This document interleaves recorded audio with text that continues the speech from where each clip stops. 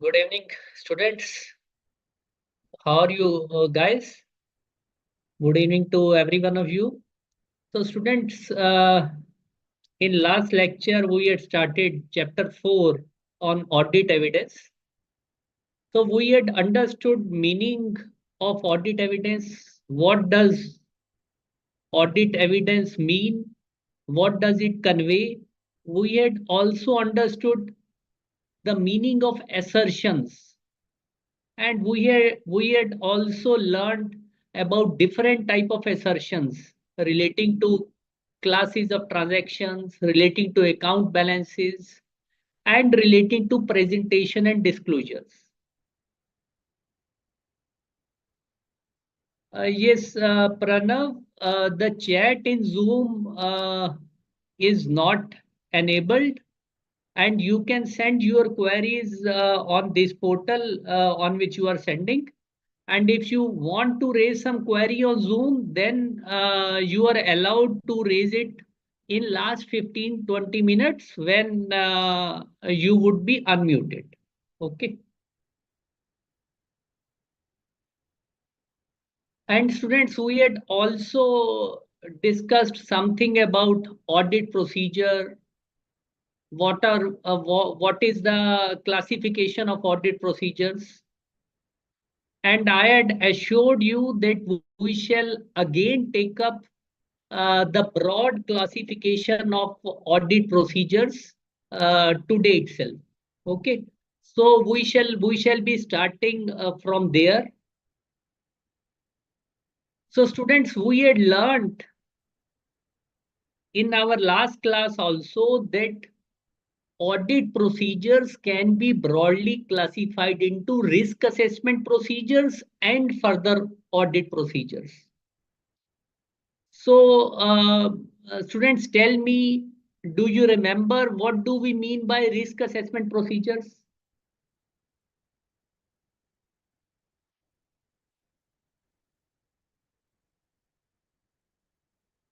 Yes.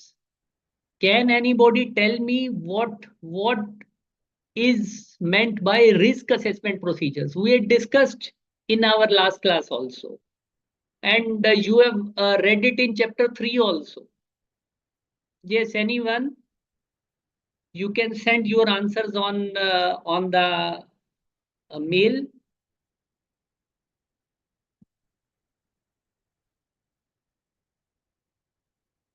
No, no.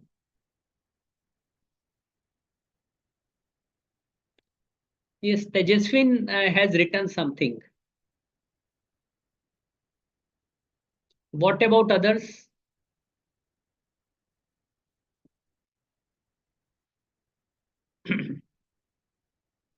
See, students, this basic difference which I am going to tell you, you have always to keep this difference in your mind. It would help you till your finals.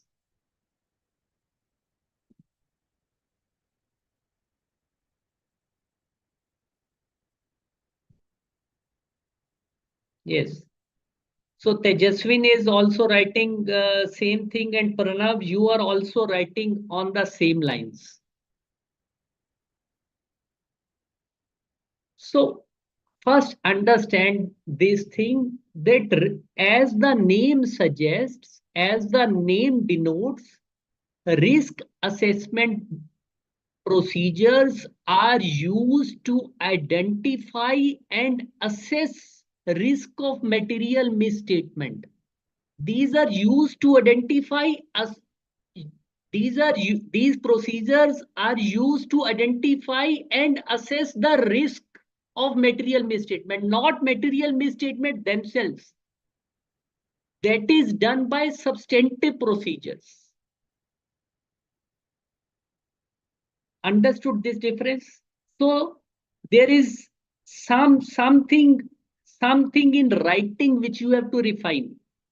Yes, Tejaswin, have you understood my point? So, like, look. So when you start the audit, you obviously you'll look at a lot of documents. Okay. Like you would be seeing previous year balance sheets, you would be seeing the internal control setup of the company. Okay, you would be also going through like what was the sales of the company last year and what is this time.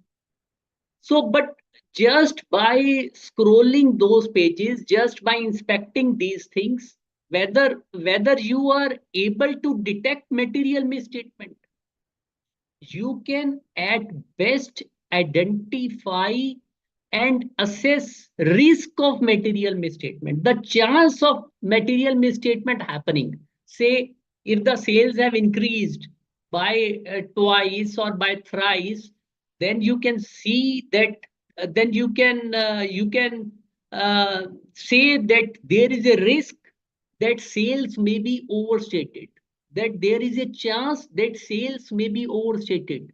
But whether these are overstated or not, these would be known only after you apply detailed procedures.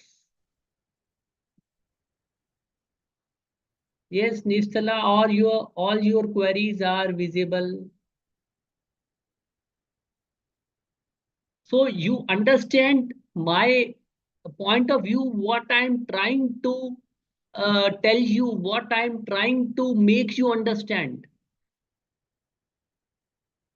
So the risk assessment procedures are used to understand the entity, to understand its controls, but not testing the controls, to understand its controls, to identify and assess risk, that means chance of material misstatement, which may be due to fraud or error.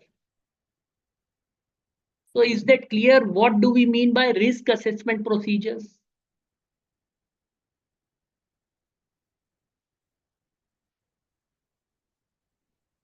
Yes, Pranav, is it clear to you?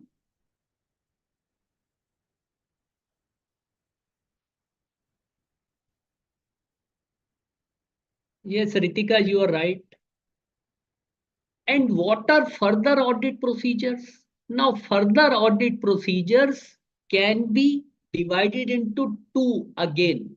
One is tests of controls and another are substantive procedures. Now, what tests of controls you have already read in detail in your chapter 3, risk assessment and internal control. However, again, I shall be repeating. So tests of controls, broadly, you can understand these are those tests, these are those procedures which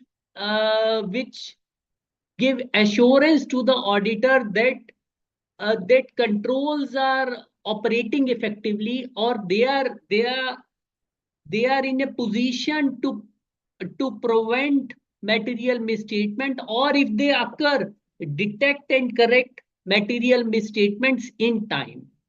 Okay, so these are tests of controls where auditor tests the controls.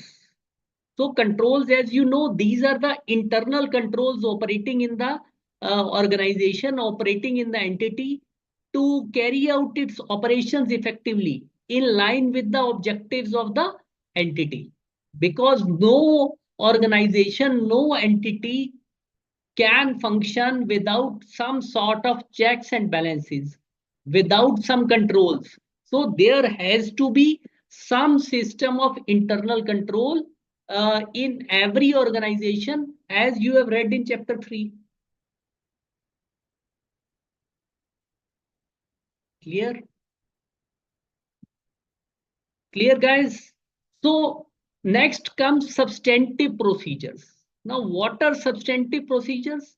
Now, substantive procedures are procedures which are designed to detect material misstatement at the assertion level. So, at the assertion level means at each assertion made in the financial statements. Now, say I am checking various assertions pertaining to sales. Okay, say I am verifying this. entries made in sales account with the say with the orders of the customers, with the sale bills.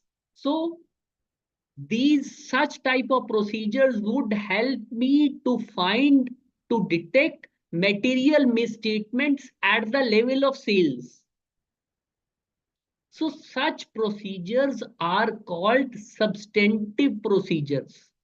Or say, if I have sent some external confirmation request to a debtor, so then again it is an example of substantive procedure, because it would help me find out whether the debtor balance is tallied or not, whether it is overstated or understated, or if it is so, what are the reasons.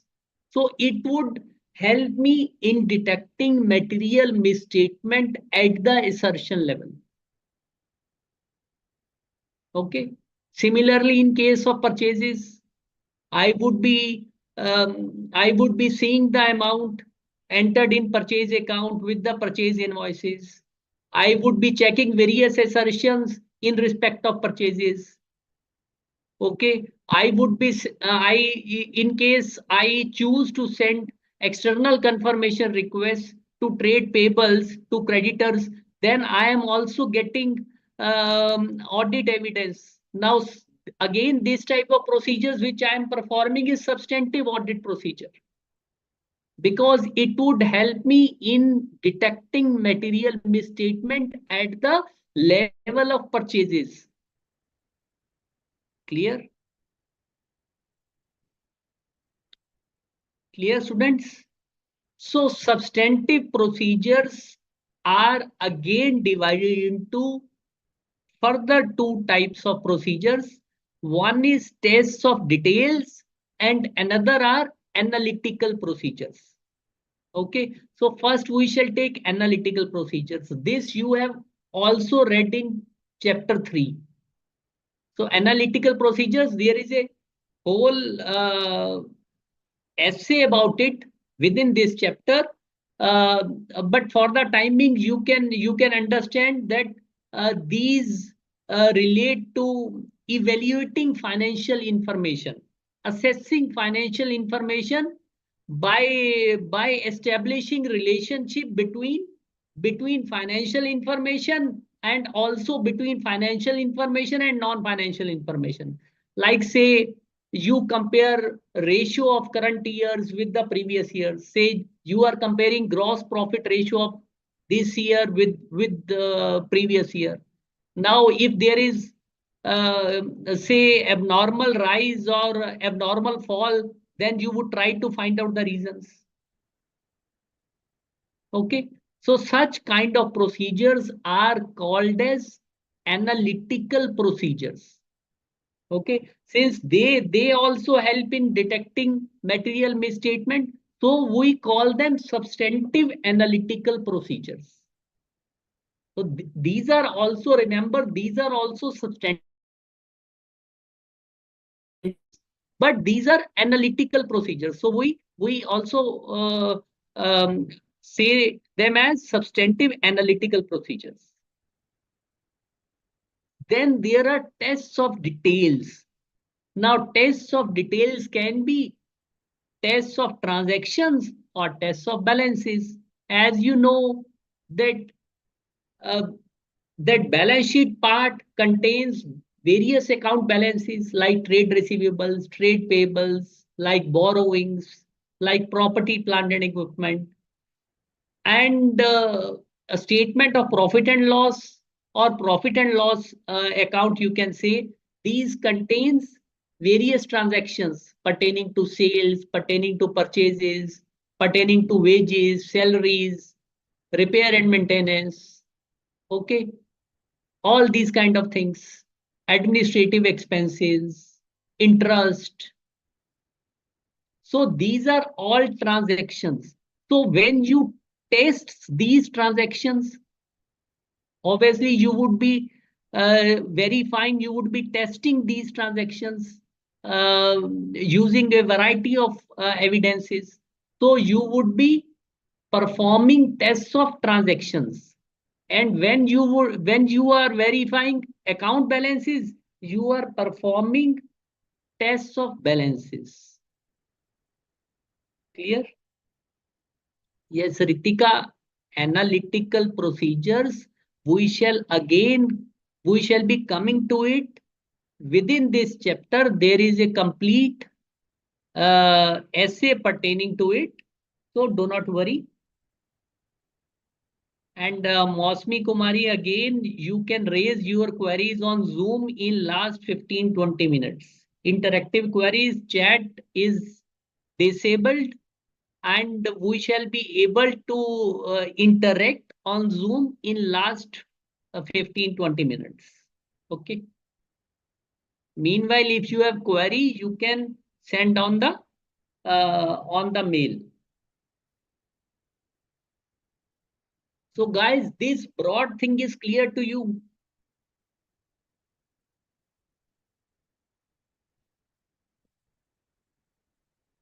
Yes, tell me. This broad thing is clear to you.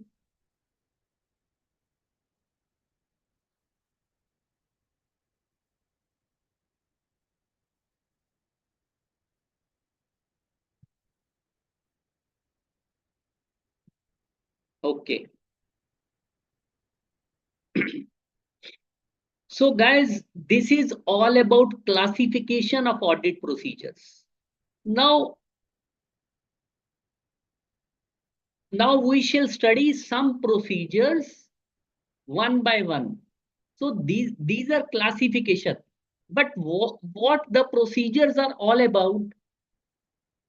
So these procedures are inspection, observation,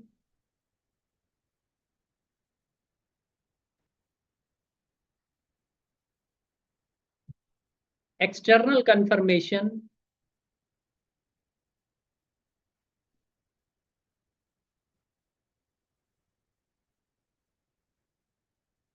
recalculation,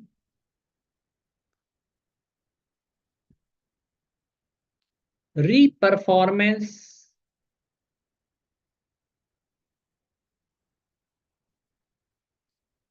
inquiry, and analytical procedures, which are also a procedures in themselves.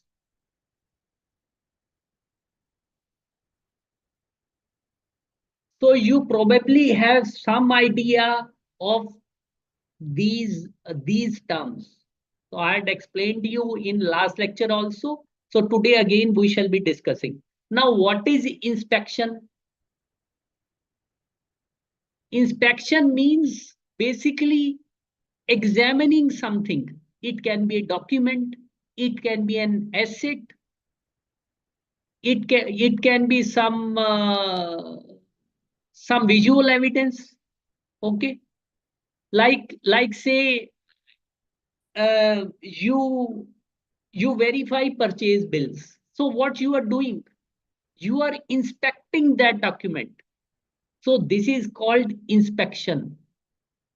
Or say you are going through manuals, internal control manuals of the company, where the whole internal control mechanism is described.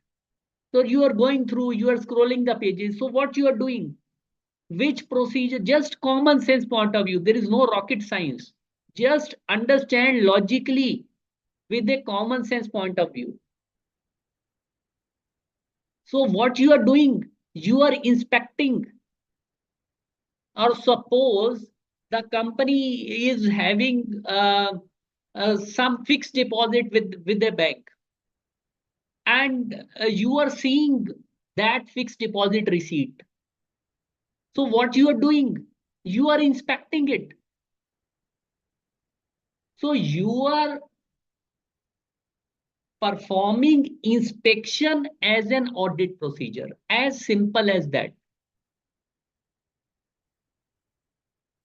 Clear, students?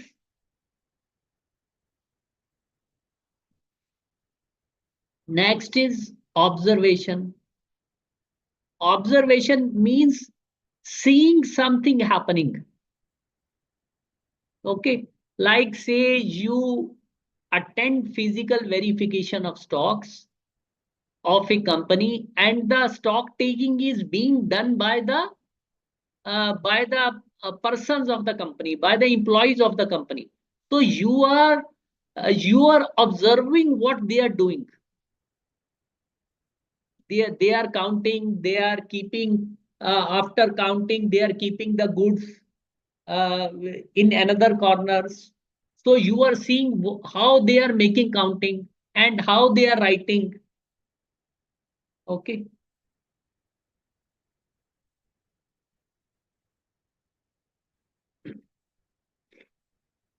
Now, Dipali, you are asking inspection happens internal or external. Say, Dipali, you have to understand that procedure itself by itself is not internal or external. It is the evidence which you get through a procedure which can be internal or external. Okay. Say like if you are verifying, if you are inspecting sales invoices, sales bills of a company, then these sales invoices are generated by the company of the by the auditing company of which you are the auditor. So it is an example of internal audit evidence. But by the same procedure, if you are inspecting purchase invoices, then from which source these invoices have come? What is the originating source? Tell me. Yes, Depali. What is the originating source?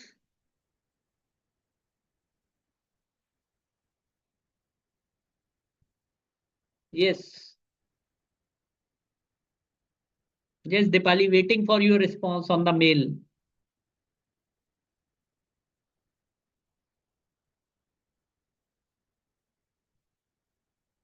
Yes, what is the source in case of purchase bills? Is the company of which you are the auditor or somebody else?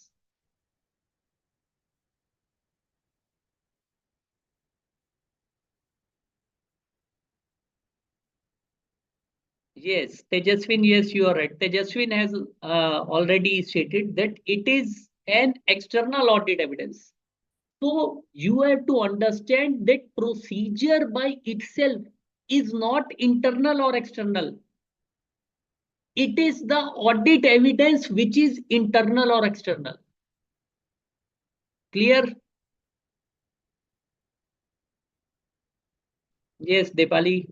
So I hope you have understood, Depali, because the purchase invoice has originated from another company, from another entity. Although it is lying in your purchase bill file, in the purchase bill file of the auditing company, but its source is somebody else, the entity which has sold goods to this very company.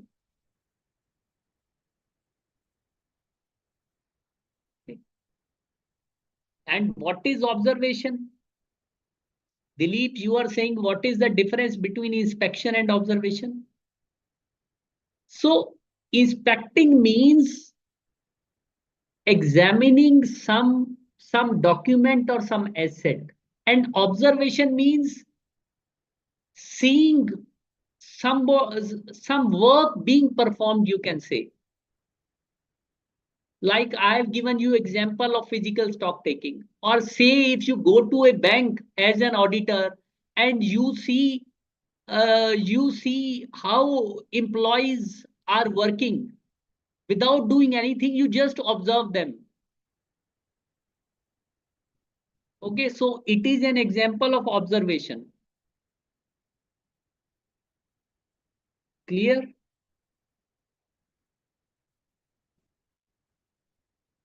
And what is external confirmation?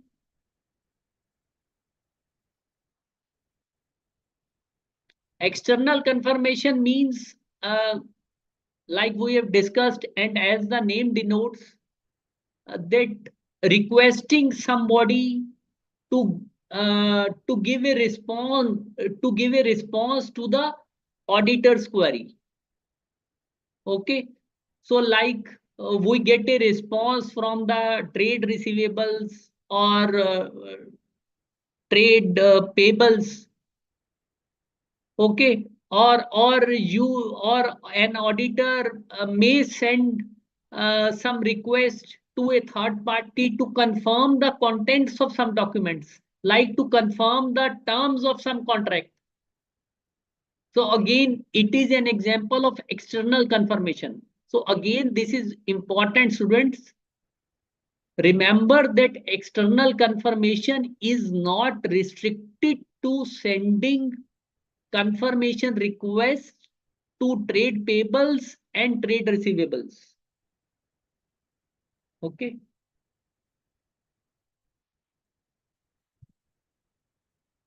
Yes, Vaishali, Vaishnavi, your understanding is broadly right.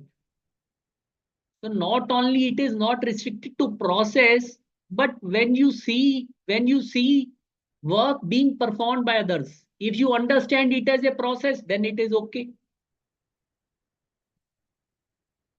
Okay. And what is recalculation? What is recalculation? Recalculation uh, is to check the mathematical accuracy of some amount, to recalculate it. like like say you are going through a sales bill. I am taking a very simple example. So you test check some calculations, quantity multiplied by rate, and say GST is charged. So you just recalculate arithmetical accuracy. You are seeing just arithmetical accuracy. So it is recalculation. Okay. And what is re-performance? Re-performance basically means, say the organization or the entity that has um, instituted some controls in the organization to carry out its operations, and you again perform those controls which were which were already performed by the company's personnel as part of the internal control system. You again perform those controls. So you get that satisfaction. You get the assurance that control system is working. So this is again an audit procedure which is called as re-performance.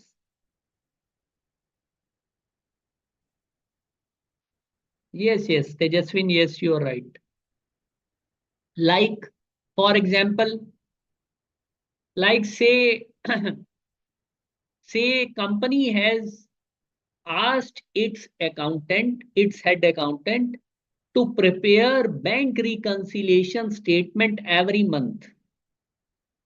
So accountant is religiously following it, and he also prepares bank reconciliation statement every month.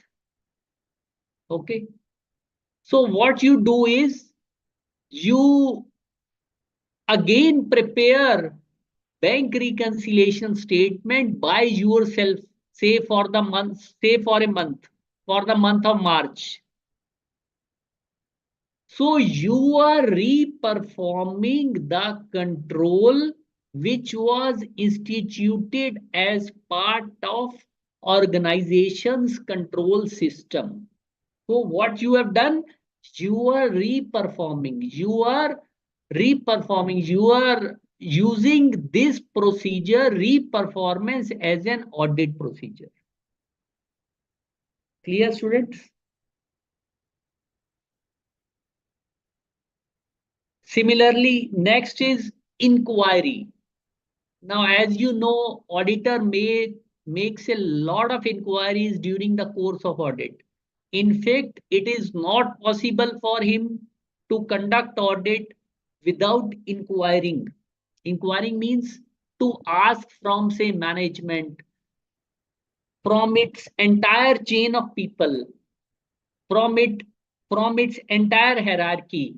So obviously, when a team goes to audit, it would be asking many questions like how this has happened, what is the nature of this transaction, what is the amount, how you have recorded this transaction, explain to us. Now some of these inquiries can be written and these can be oral also. Okay, so both are audit procedures. Remember that oral inquiries are also a recognized form of audit procedure. It is not that always written inquiries are made. Oral inquiries are also a recognized audit procedure. The point is only of reliability. Only when you get written response or when you make a written inquiry, obviously its reliability increases. So we shall be coming to this area later on. But another important thing, students, you have to keep in mind that inquiry does not provide complete audit evidence in itself. It has to be coupled with some other audit evidence. Like say, for example,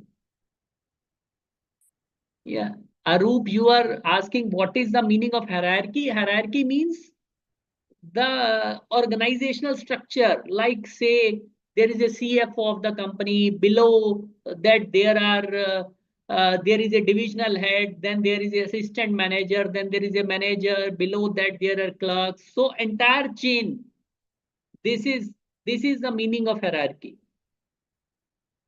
And the word is this.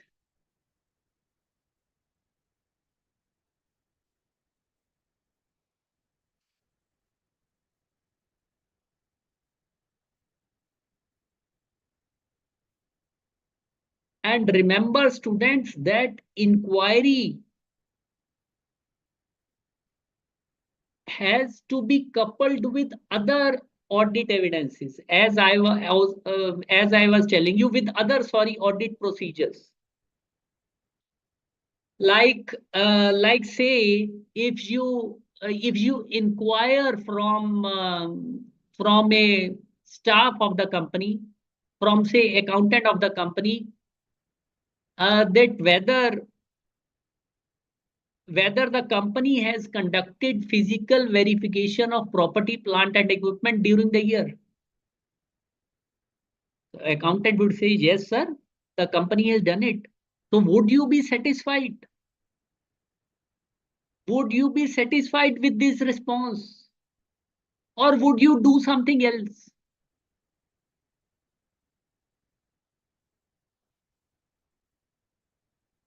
You have done this area in chapter 3 also. Yes. Tell me, what would you do? What does your common sense state about it?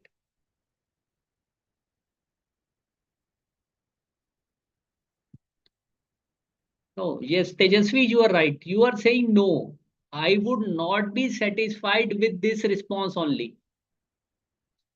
So this much is correct. So, but you have used inquiry as an audit procedure. That's also true. First step is inquiring. Then it has to be coupled with other procedures like like yes, Pranav, you are also writing correctly. So like you would say, show me the documentary evidence when um, physical verification of property, plant and equipment was conducted by management. So like Tejaswin, you are saying I will check it physically. So your query was that whether management has conducted physical verification of PPE during the year. Now year have passed by, so you can't go into the past, you can't travel into the past.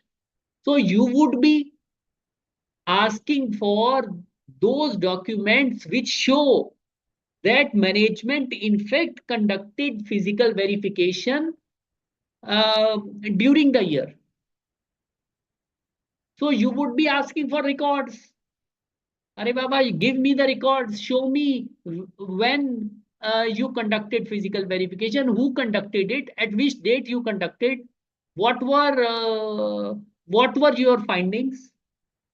Show me some paper. So tell me now that if the accountant shows you some documentary evidence and you go through it, now you have combined inquiry with which other audit procedure?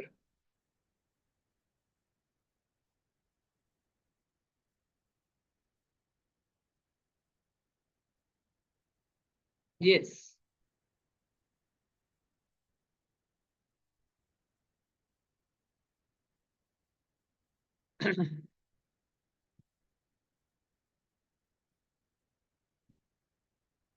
Yes, Ritika. Yes, great Ritika. Yes, Tejaswin, you have also written correctly. Inspection. So you have combined inquiry with inspection.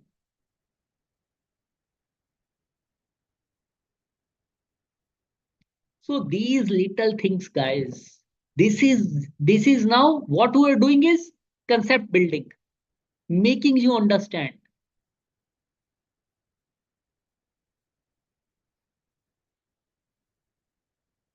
Yes, Asi Agarwal, you are also stating inspection. Yes. So Arup, we are combining now inquiry with inspection. So I inquired and I got a response. So this was inquiry. Now the accountant told me that these are the documents which show that management conducted physical verification of PP. Now I am going through this document. So I am combining inquiry with inspection. Yes, Arup, it is clear to you.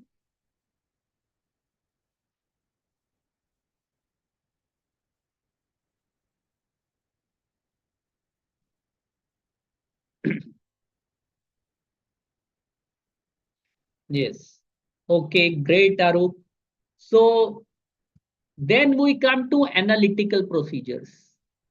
So analytical procedures, as I have told you, these procedures evaluate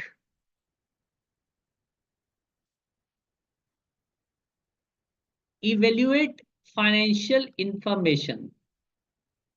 So we go through the textbook definition first, and we shall come to it just now again back. First, we shall see textbook definition of analytical procedures. So analytical procedures consists of evaluation of financial information. Evaluation means assessing of financial information made by a study of plausible relationships. What is plausible means? Plausible means believable, which are logical, believable relationships among both financial and non-financial data. Like say, if I am analyzing GP ratio of current year with previous year, so this ratio is an example of believable relationship between gross profit and sales. So there exists a believable relationship between gross profit and sales. So this is how you calculate GP ratio. And there is in fact a relationship between sales and gross profit. Okay.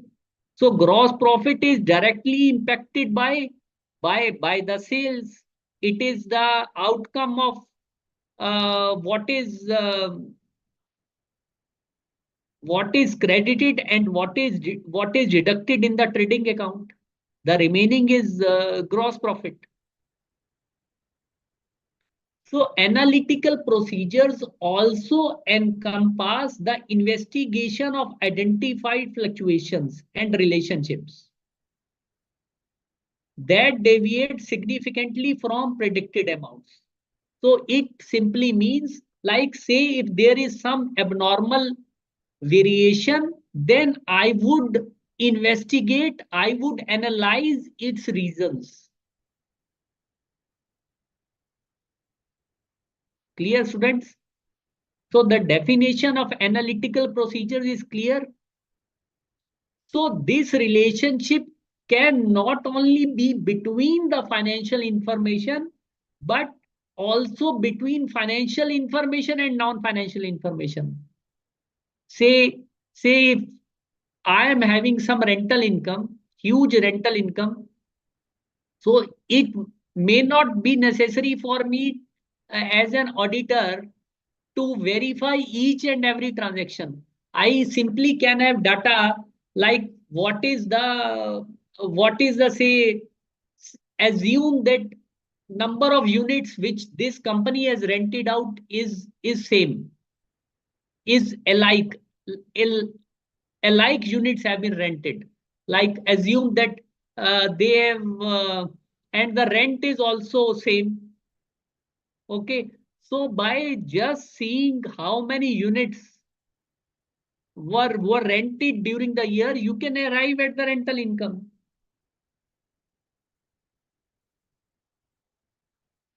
Okay.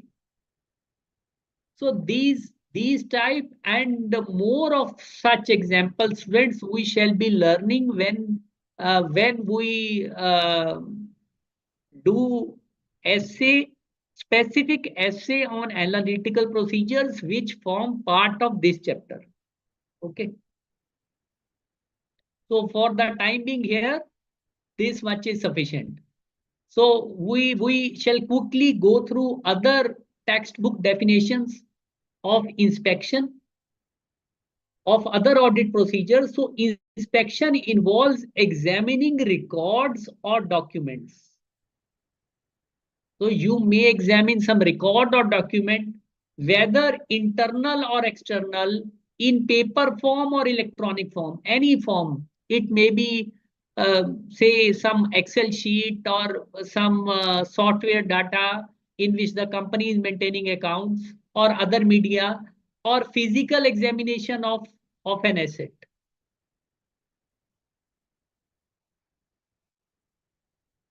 Okay. Yes, Tejaswin. Tambeshwari, corroboration of evidence means which supports one's findings, which proves, which helps in proving. Okay.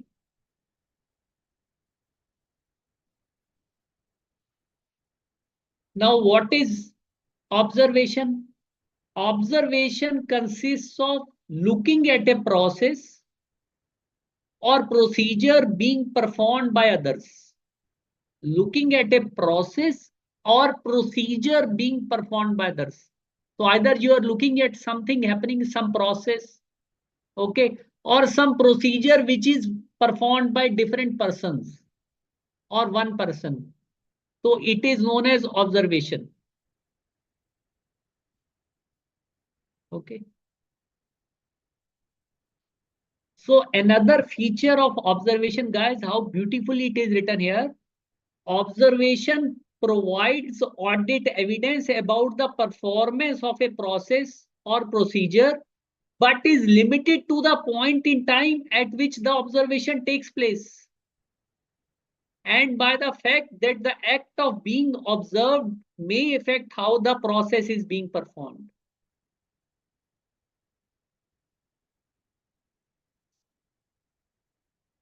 So your observation would be relevant at the point of time you are making the observation. Now, this is the feature of observation. This is the very nature of observation. And it may be affected by your own perceptions, how you see it, like different persons tend to see different things in a different manner. Okay, so you would see somebody can simply say that I could not notice, I could not observe, but the same process, another person may have a different observation. So therefore, we say that auditor has to be a keen observer.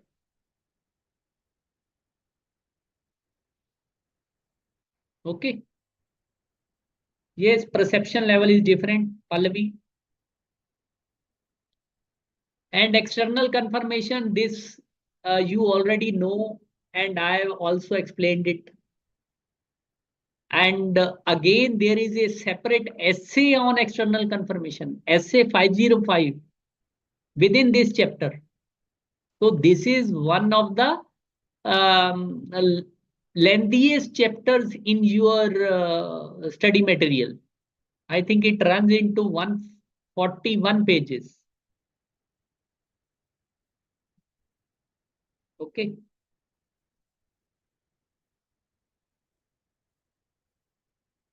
Recalculation. Recalculation consists of checking of mathematical accuracy of documents or records. So simply rechecking those calculations is recalculation. Recalculation may be performed manually or electronically. Either so nobody uh, does work manually, manual totals. So manual we tend to understand using calculator, okay, or electronically using say some software or another or such things or some tools. Reperformance, this I have told you in detail. Reperformance involves the auditor's independent execution of procedures or controls that were originally performed as part of entity's internal control. So the auditor is again, he is reperforming those controls which were originally part of entity's internal control system, internal control setup. Yes, Tejaswin, you are right using CAT. Okay.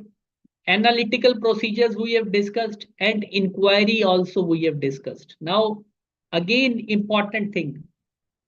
Inquiries. Remember, this is very important. Inquiries may range from formal written inquiries to informal oral inquiries. Evaluating responses to inquiry is an integral part of the inquiry process. So it means what kind of response you have got when you raise the inquiry. So obviously, you raised inquiry with some employee of the organization, so they responded to you. So you would assess their response. If whatever they told you, how do you feel it is, whether it is reliable or what other thing has to be used in conjunction with it, along with it. Okay.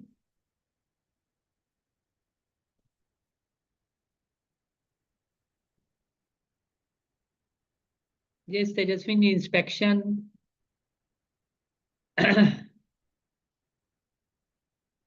So clear, guys.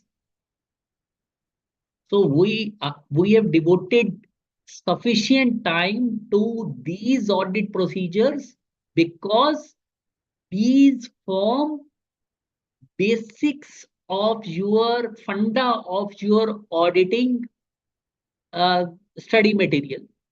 So unless you and until you understand these basic terms, you would be always at a loss because these would be rotating at different places in all the chapters.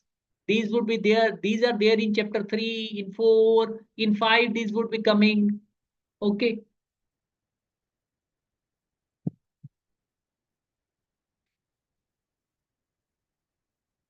So I think weightage of this chapter is around 15 to 20%.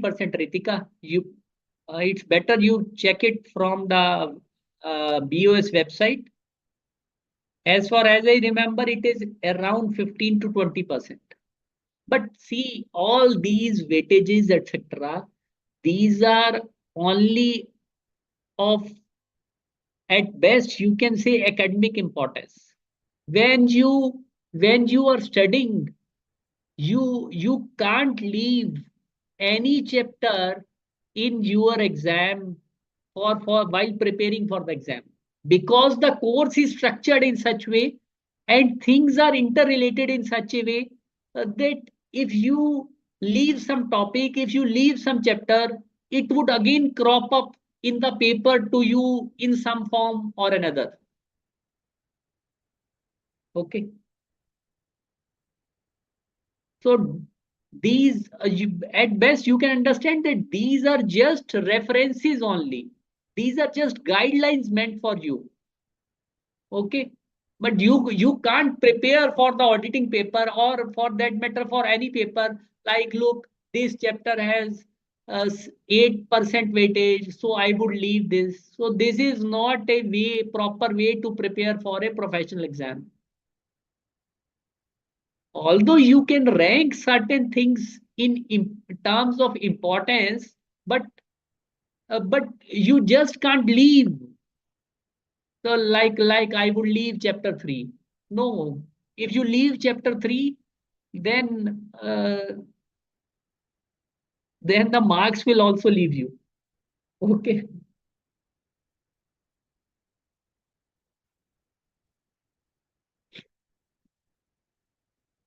So clear, students.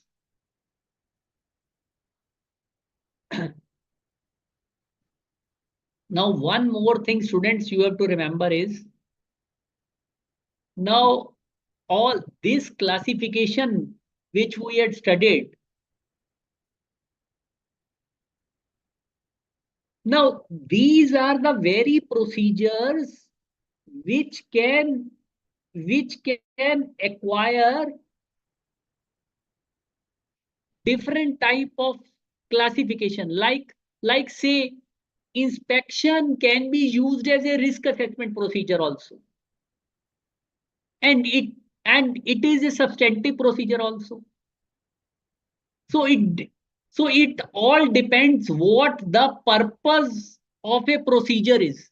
If the purpose of procedure is to identify and assess the chance of material misstatement, then it is a risk assessment procedure. And if the purpose or objective of the procedure is to detect material misstatement at assertion level, then it is a substantive audit procedure.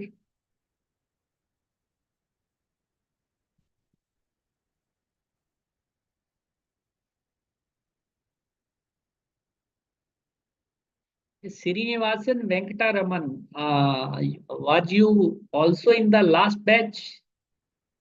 I remember somebody with a similar name.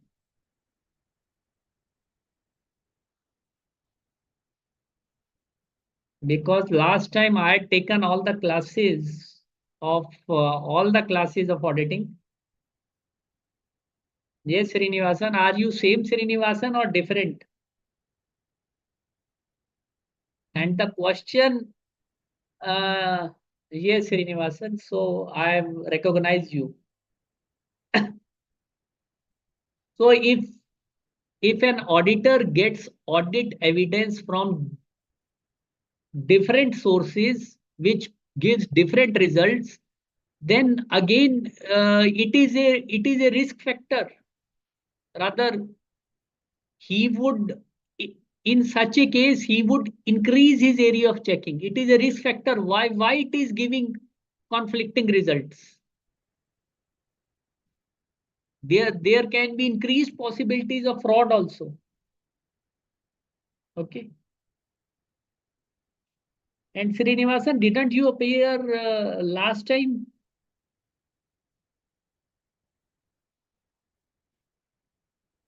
You appeared in September exams or not? And Bhavana external confirmation, again, we shall be doing it in quite detail in our next lecture. There is a complete essay 505 pertaining to external confirmation. So for the time being, you can understand that when the auditor sends requests to some third parties, like to a company to whom you have made sales, the auditing company has made sales, so the auditor sends a request to that company, to that trade debtor to whom the auditing company has made sales, to confirm the balance as on a particular date. So this is the meaning of external confirmation. So similarly, the auditor can send confirmation request to trade payables or to some third party to uh, take a confirmation on the terms and conditions of a contract.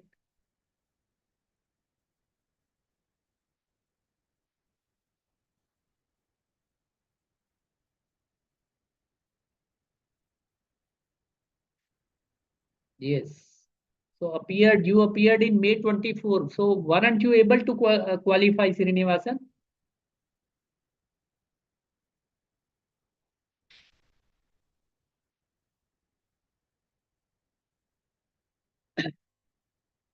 So inspection can also be used as risk assessment procedure.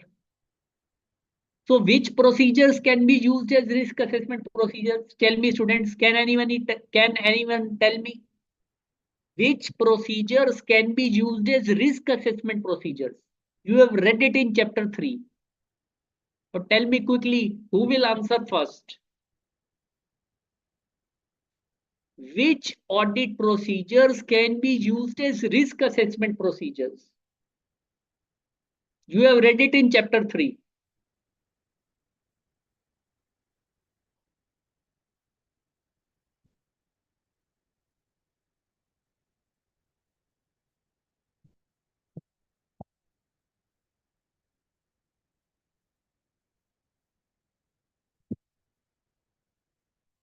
Yes, Bhavana Pallavi, you are writing, but your answer is not complete. One part is right. Pranav, no, your answer is not right.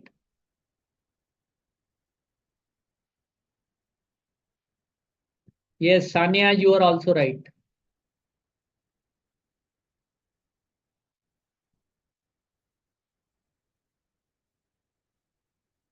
Arup, you are also partly right. So it is there in your chapter 3, boss. Probably you have not you have not revised your chapter 3. So inspection, observation,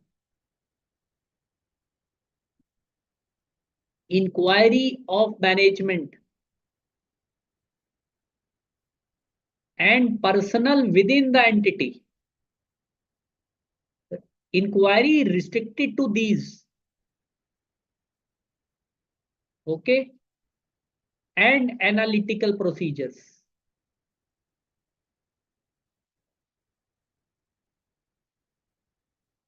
These can be used as risk assessment procedures.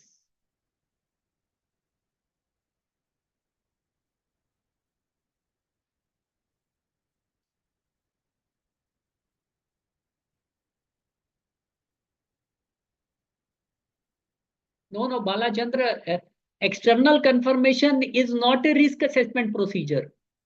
So when you perform external confirmation, obviously you would be getting response. So the purpose of this procedure is to de detect the material misstatement. By getting the response, you would be able to find out misstatement. So it takes the shape of substantive audit procedure. It doesn't remain risk assessment procedure. risk assessment procedure, again go to the basic, which I told you at the beginning, that the objective of risk assessment procedures is to understand the entity, its internal control, and to identify and assess chances of material misstatement, risk of material misstatement, probability of material misstatement. So look, all these four, these can identify and assess risk of material misstatement. Like when you are seeing some documents, it can point to risk of material misstatement. It can point to those chances. It can point to those probabilities. But it can also be used as a substantive procedure.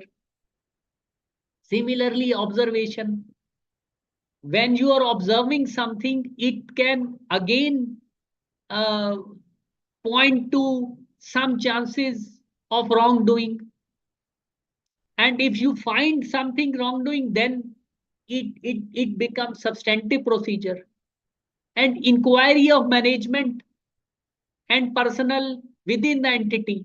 So if you make inquiries, diligent inquiries from within the company, then it is a risk assessment procedure, because it is the basic core of the auditing process, inquiring from the personnel, inquiring from the management, because without inquiring, the auditor cannot proceed further. And analytical procedures we have considered. These can be used as risk assessment procedures also and substantive procedure also. When they actually help help in detecting material misstatement, these become substantive procedures. And when they just throw light on the chances, on the probability of material misstatement, they become risk assessment procedures. So these always remember that these seven are the basic audit procedures. These seven, or should I say, these seven sisters, you can say, these are the basic audit procedures. Now, these can take different forms, different shape. They some of these can be used as risk assessment procedures, and substantive procedures. All of them are substantive procedures. And as far as tests of controls are concerned, like inspection can be used as a test of control. Say you are doc you are seeing some document pertaining to internal control, or you are observing some control being performed. Okay. And obviously, for performing tests of controls, you would be making inquiries. Clear, students? This basic thing is clear to you?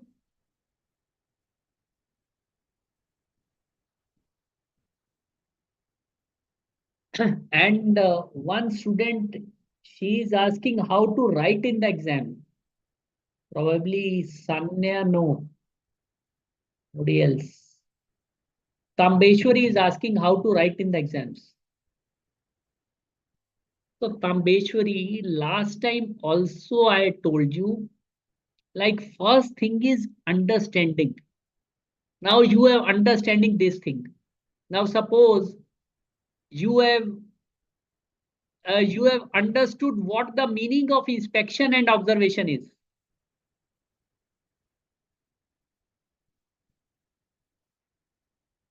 Okay. But the point is, now you have to write it in the exam. Say in some question, you have to write the meaning of inspection and observation in the exam. So obviously there is no time left in the exam to write it in your, you would have to invent your words. There is no such time. Obviously you have to do some basic learning. So what you would be doing, you would be you would be trying to learn this basic definition. Like you would be studying it, you would be remembering it twice or thrice. Like inspection involves examining records or documents, whether internal or external, in electronic form or examination of an asset. It is not, obviously, it is not the case that you would be able to write every word of it as it is.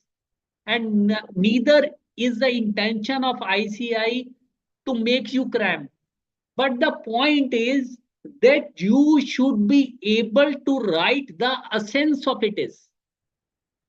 So how you would be able to write the essence unless you remember few words out of it, few important words. What are those important words? These words are that inspection involves examining records or documents or examination of an asset or physical examination of asset. So at least this much you have to write. Yes, basic thing is remembering.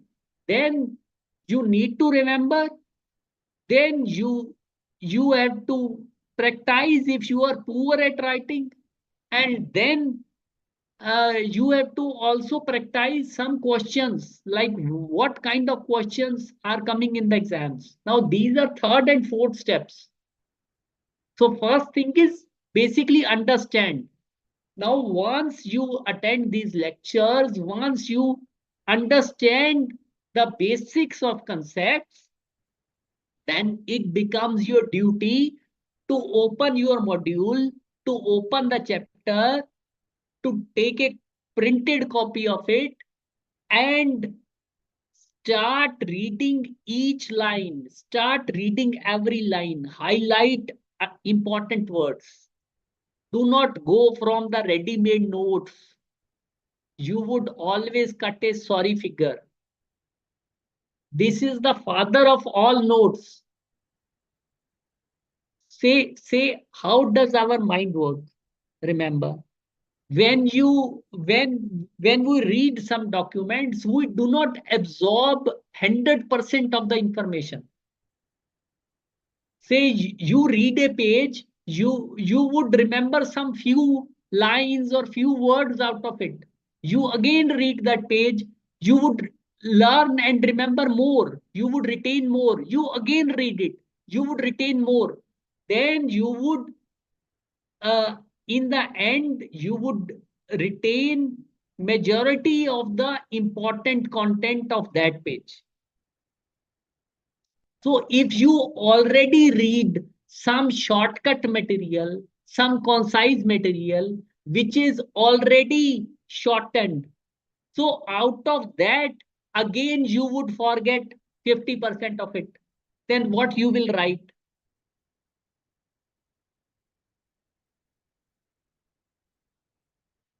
So this is the basic problem with CA students,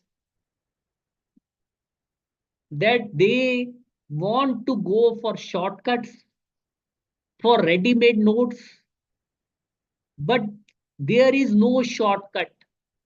Just if you put good effort once in reading this study material, in reading this module, then then it becomes very easy for you. After doing first revision, then it becomes very easy for you. Yes, case study based questions are basically Arup, these are based upon your understanding. You do not have to give any descriptive answer, or you do not have to give any reasoning. You have to answer it on the OMR sheet. So when you would be preparing for this paper, obviously you have read the whole syllabus, then your understanding increases, your understanding of the subject increases many times. Now we are now at chapter 4. So tell me whether your understanding of the auditing is same as it was at chapter 1. or whether it has increased a little bit. And by the time you would finish this module, you would yourself realize that your understanding has increased by leaps and bounds. That many terms which you were earlier uncomfortable with, now you are very much familiar. Now you should learn, you should remember these terms like doing everything, like working, like when you are hearing music, when you are playing, say. So if I ask you name the 7 audit procedures, you would be able to immediately tell the name of those procedures. So this should be your way of learning. So you should try to repeat those things in your mind, like these are 7 names. So if you uh, try to write these names, 7 names just now, do a little small experiment without seeing, write these 7 names just now on a piece of a paper. Are you able to write all those 7 names honestly? You would forget at least 1 2 of them, or you would write their names or spellings wrongly. So try this guys, without seeing from your module, or uh, without seeing the screen. Okay, just write the name of 7 audit procedures and tell me honestly how many of you have been able to correctly write the names of audit procedures with correct words. Yes. So do this small experiment.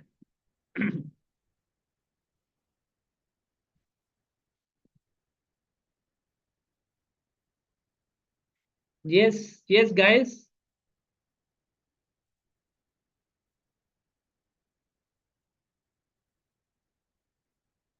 And many of you won't be having a piece of paper or pen with you. This is again a problem with today's generation, because we have forgotten how to write.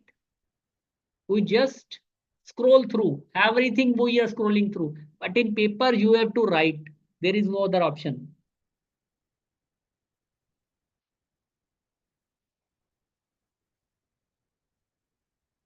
Yes. So Ritika, you are saying 3 4, obviously.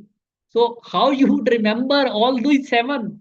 Obviously, you need to learn, you need to remember again in your mind while eating. Arey Baba, 7 audit procedures. Again, make a quick recap in your mind.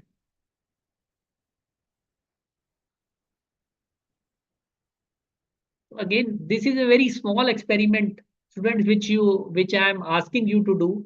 So all of you are stating that somebody is saying that I just remember 5. Arup is saying almost 7 names. And try to write 7 names. I'm sure you would misspell at least 1 or 2. Yes, for those who have written all the 7, that's great.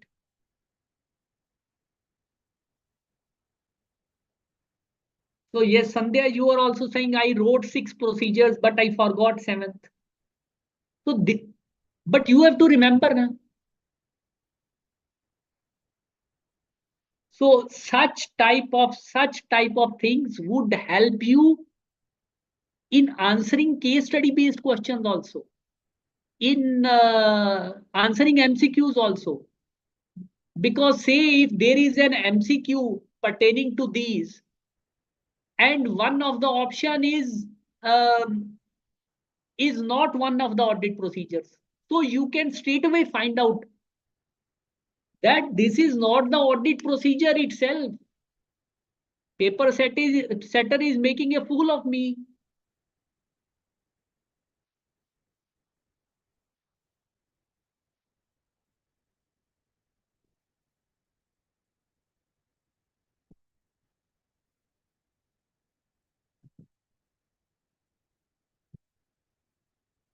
Clear, guys? So this is how you have to prepare for your exam, not only for auditing, but for other exams also.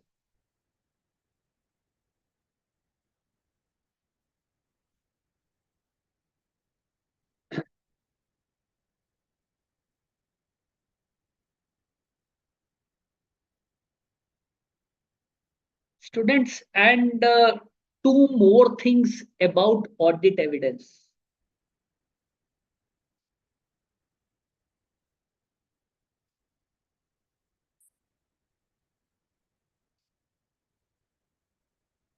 Now, one is relevance and one is reliability.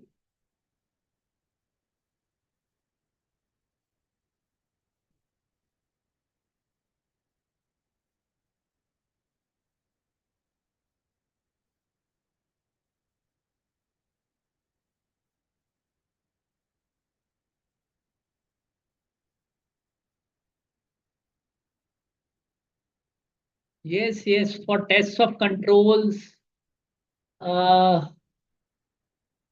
you are saying audit procedures, all seven for tests of controls. Inspection is there, observation is also there, yes, and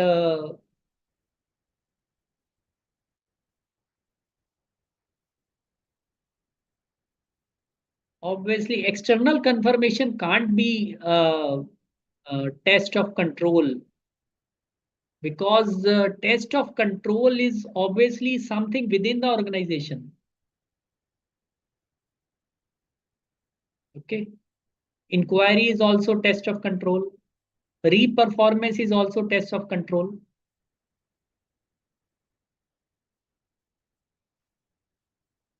Recalculation is also. Okay.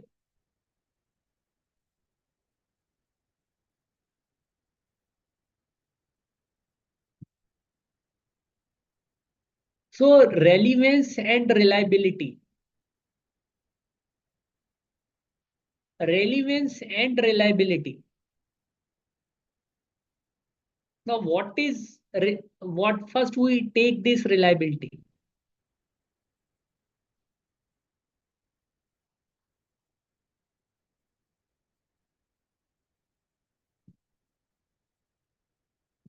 What is reliability? Reliability means trustworthy, on which more reliance can be placed. So audit evidence has to be reliable, but there is no one straight jacket formula of reliability. You have to remember there are some generalization which we can make, like like documentary evidence is more reliable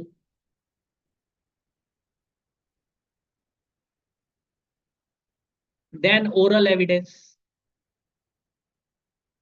When you see some paper, okay, so obviously you have proof, you have evidence, it is more reliable.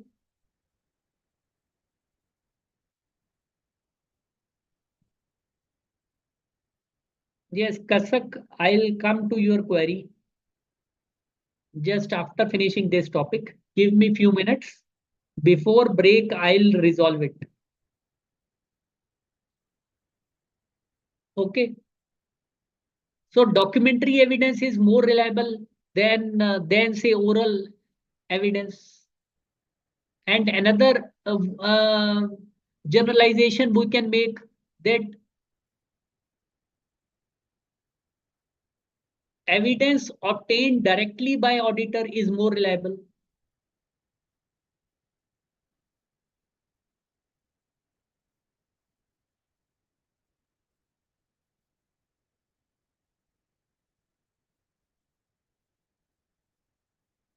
No, directly means say when the auditor sends external confirmation requests.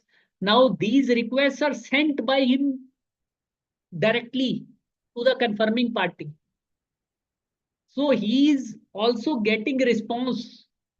He is also getting response directly from the confirming party.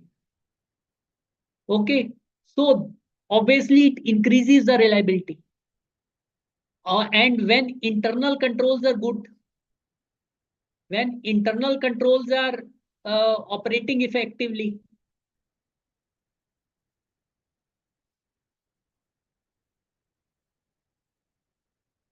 So tell me, if internal controls in an organization, in an entity are operating effectively, so would it increase the reliability of audit evidence or not? Would it have any effect on the reliability of audit evidence?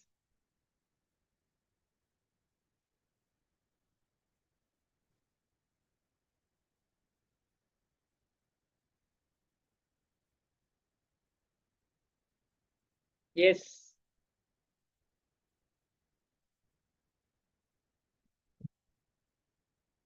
yes. Arup, you are saying yes, more. Yes, Pallavi, Tambeshwari, all of you are right. So this point is also important. This generalization is also important. That say, if the internal controls in an organization are operating effectively, so it means that the output documents generated by the organization, they are more reliable, they are more trustworthy. The comfort, the assurance level of auditor is increased. Okay. So remember, students, that reliability is a matter of degree only. It is therefore not the case that the auditor cannot rely on say internal audit evidence. The question is only of degree. And remember one more thing, that most of the audit evidence which the auditor gets during the course of an audit is internal in nature. I am not saying all, I am saying most. Most of it is internal generation, like books of accounts, like sales bills, like internal control manuals, minutes of the meeting. These are all internally generated audit evidence. It is not that the auditor would look everything suspiciously. No, no, no. So but the question is of degree. We are making a generalization that external audit evidence is generally more reliable, but it is not so that it is always more reliable. There can be exceptions to it. This evidence can also be corrupted. Okay. Sanya, generalization means we are arriving at some some plain generalizations, some common inferences from the nature of audit evidence. Generalization means this only. Some general things which we can say. Exceptions can be there, but some general things which we can say that these are generally true. This is the meaning of generalization. Okay.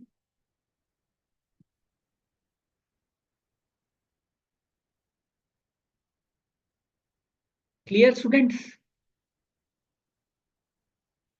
And what is relevance? So audit evidence has to be reliable, and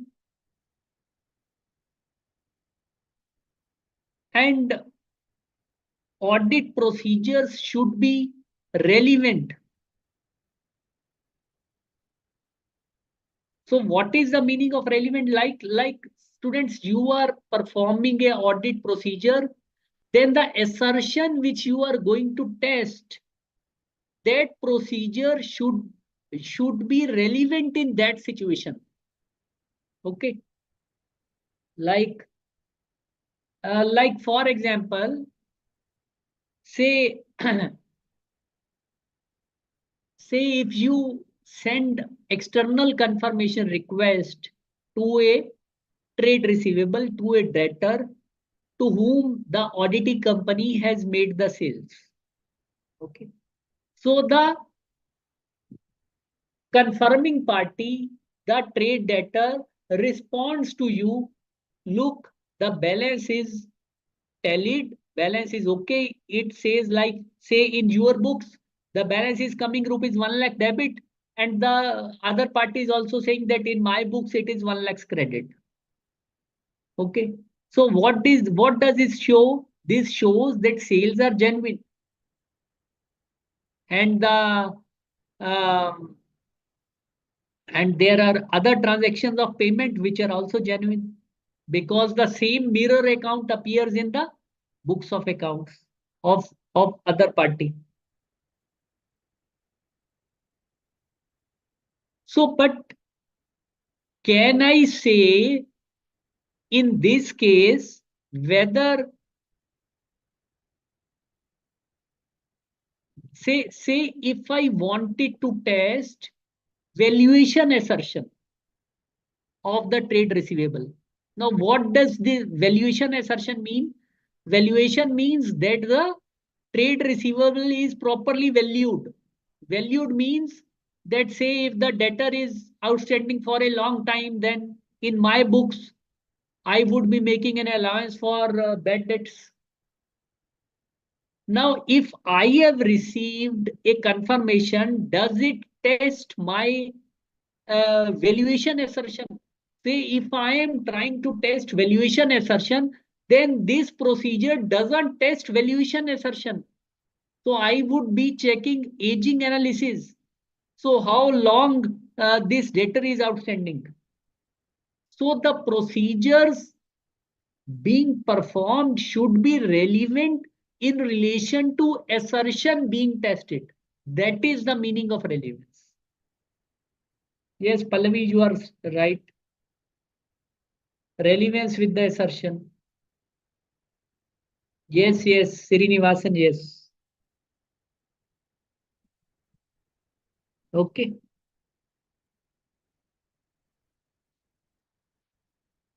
And one term related to audit evidence, students, which you would find everywhere in your auditing syllabus, everywhere, in every page.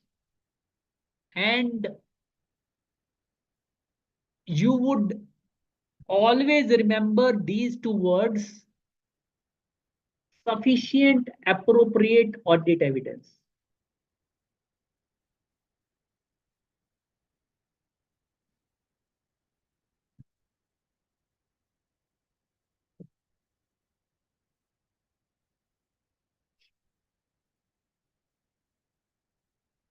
Always remember, students, that an auditor obtains sufficient, appropriate audit evidence.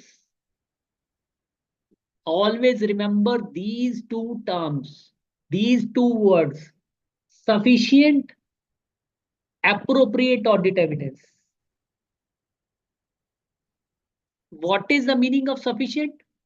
Sufficient refers to the quantity, how much evidence is necessary. Like, say, how much checking should be done. And appropriateness relates to quality, to its reliability. Like, evidence obtained from external source is more reliable. So the auditor always obtains sufficient, appropriate audit evidence. These two words you should never forget. Whenever you write in the exam, always write that an auditor obtains sufficient, appropriate audit evidence. These are technical words.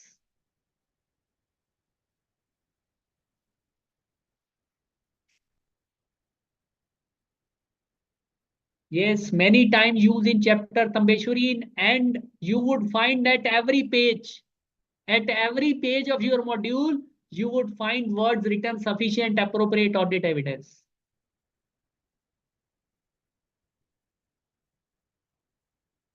So whenever you are writing in the exams, these things should come to you naturally. So these things show to the examiner that you are well read, that you understand the technical terms. He would not feel discomfort in giving marks to you.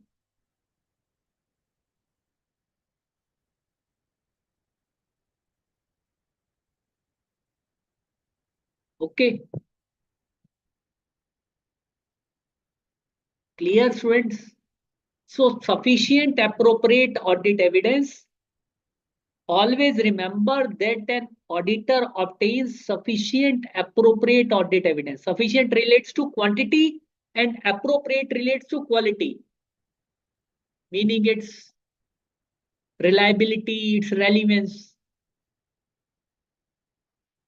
So, and and always remember, students, that an auditor doesn't obtain conclusive audit evidence. There are two more terms. Not conclusive, but he obtains persuasive audit evidence. Persuasive, which persuades him to express opinion on financial statements. It is not conclusive. That conclusive means that there is a full stop to it. Nothing can be beyond it.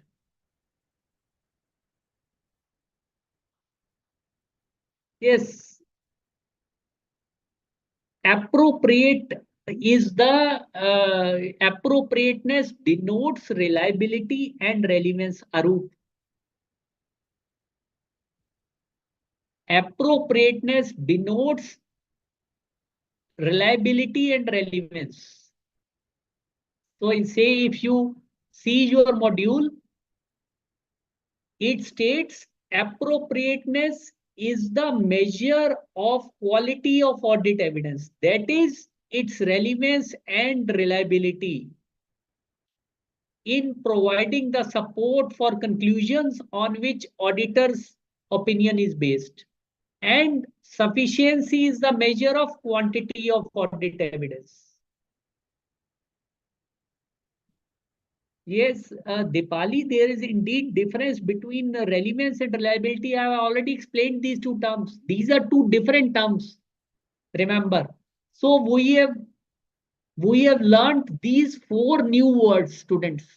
One is reliability, one is relevance, okay, and other two terms are sufficient, appropriate. So sufficient refers to quantity of audit evidence and appropriateness refers to quality of audit evidence.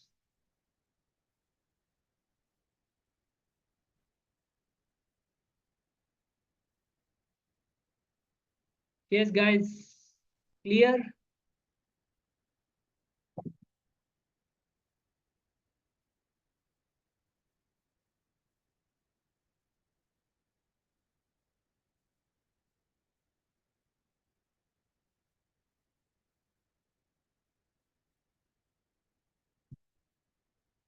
So students, all of you are saying it is clear. So let us have let's do some MCQs on this.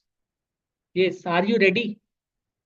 So when you are answering the MCQs, just write question number one and answer. Okay. Now see question number one. Yes, what should be the answer?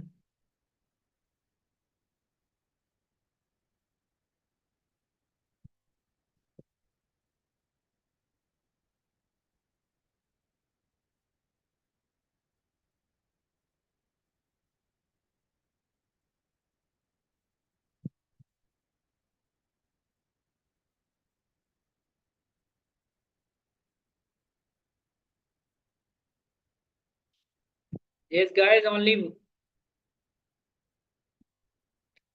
Pranav has answered. CAJ is in process of verifying different items of financial statements of an entity. By doing so, he is doing what? So if you remember what we have learnt in our last lecture on 10th of October, then you can answer this question in fraction of second.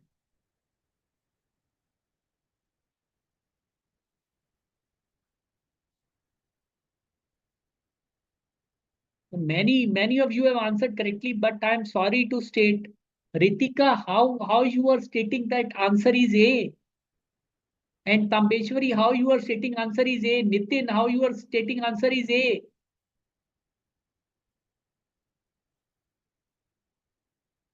and Vaishnavi, you are stating answer is C. This I have just told you. Amit, yes, you are writing correctly. So I think almost about more than 50% of you have answered correctly, rather 60%. So remember, students, again to the basics. So it seems that you have forgotten what I had made you understand on 10th October. I had clearly told you that assertions are management's baby. That assertions are representations of management, which are embodied in financial statements, and these are used by the auditor to identify potential misstatements. Now, CAJ is doing audit of a company. Now, what he is doing? He is testing what is stated sorry, in the financial statements by the management. He is testing auditor's assertion. How you can say that? This is totally wrong. Assertions belong to management, guys. How you can write this, Ritika?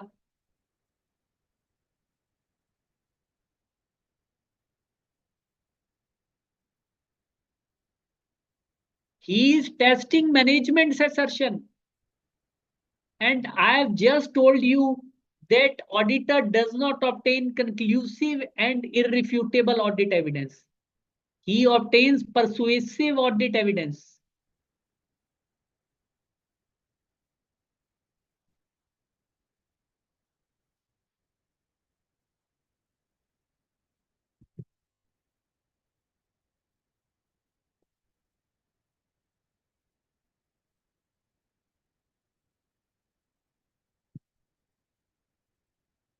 And D is totally wrong. Testing solely assertions mandated under law. What is the auditor doesn't only check those things which are required under law, but he does more than that.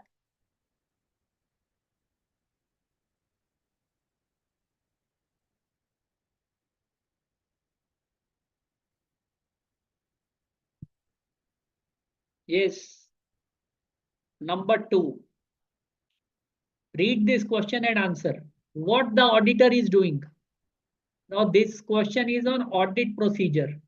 Which audit procedure he is performing? Just the same example I have given you.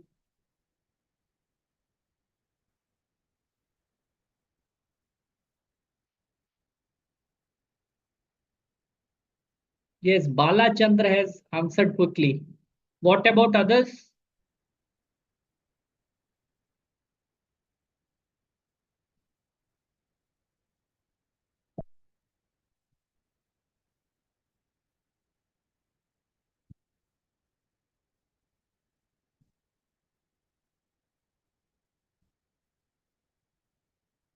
Yes, many of you have answered correctly. Re-performance is the answer. It is not recalculation. Now, some guys have written answer B. Apurva Das, Pallavi, Ranjita. You have written B. How it is B? Say the difference, try to understand the difference between recalculation and reperformance. Recalculation means checking only arithmetical accuracy, mathematical accuracy. Whereas reperformance means doing the same thing all over again, which was already done by the management or its staff as part of its internal control system. Now, bank reconciliation is a type of control which is instituted by the company so that its bank is always reconciled.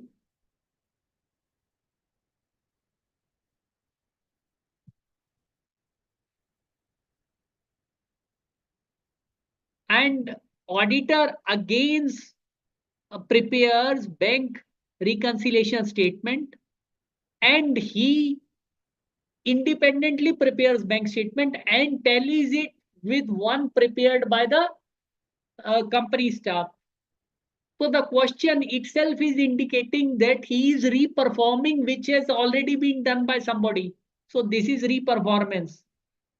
Even a student who is not uh, a learner of auditing, even he can tell this question. He can tell the answer.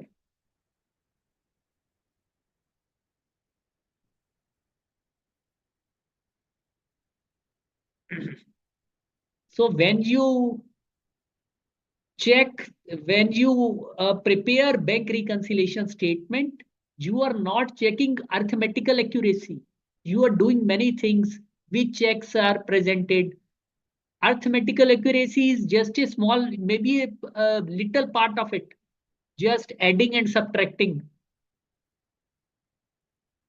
But the basic procedure relates to see how the what are the how what is the value of checks, say, which have not been presented but which were issued, and these sort of things.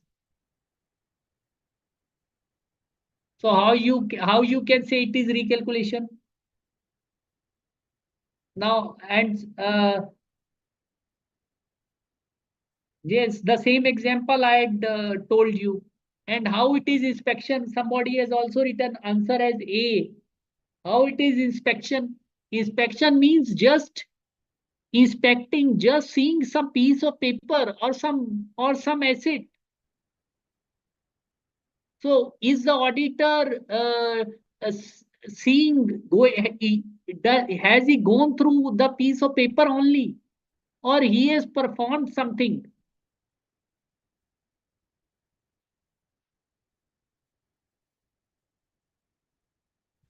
Yes. Now question number 3, very simple.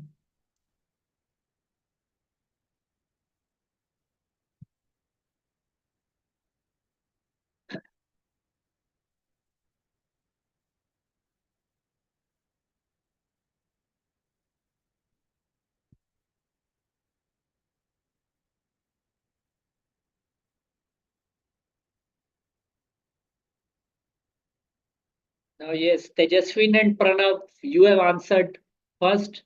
This also, guys, is cakewalk. This you should answer this in few seconds.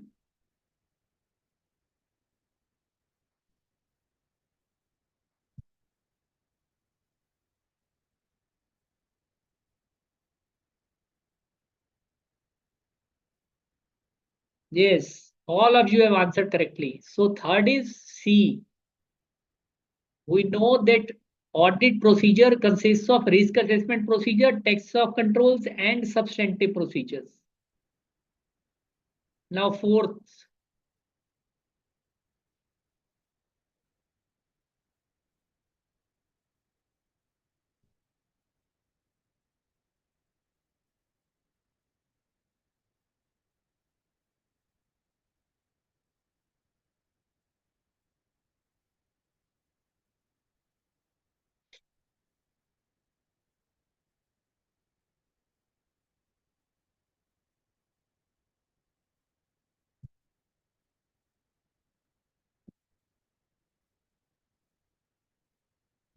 During course of audit of a listed company, CAK sends external confirmation of some trade payables reflected in financial statements. By doing so, which assertion he is primarily addressing? I've just told you. Yes, everybody is right. Answer is A, existence. It showed me that balance in fact existed. I was able to test that balance in fact existed. How you were writing Balachandra C? 4 answer C. Occurrence is always used in assertions relating to transactions.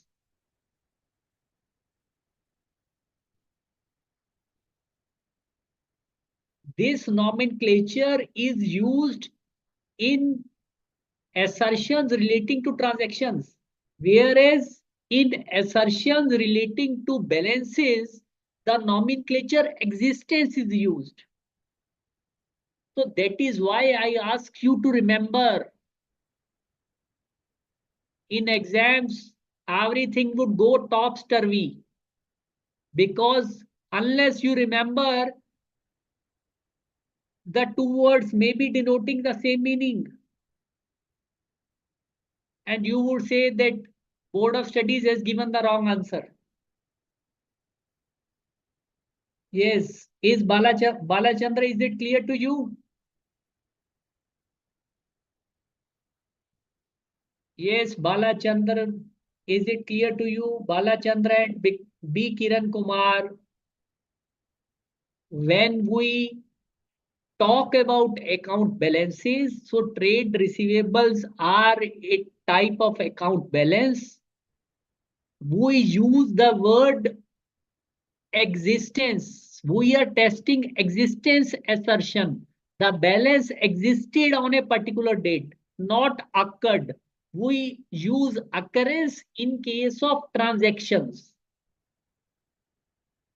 in respect of P&L items.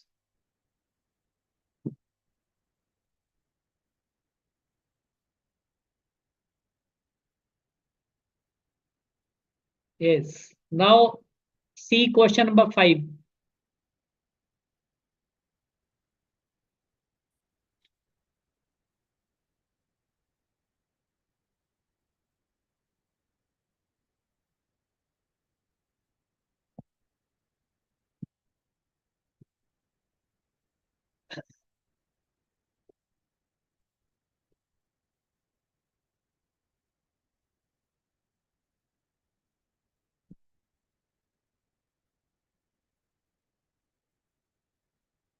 Yes, Tejaswin, in valuation we will use when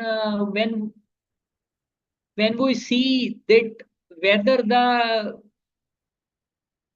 say when we have to make allowance for doubtful debts. So in that sense, valuation is used.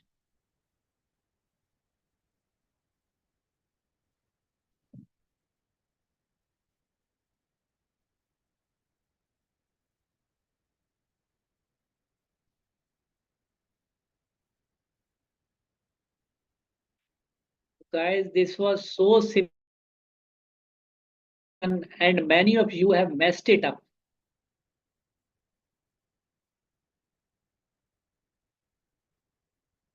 Like guys, then again you are making mistakes at the basic points. Why? The reason is because you have not gone till now to the second step, that is of learning.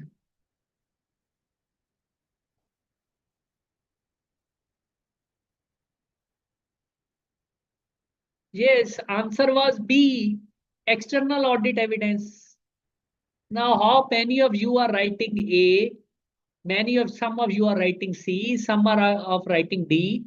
Are you able uh, to tell me the logic? How you have written A, C, and D?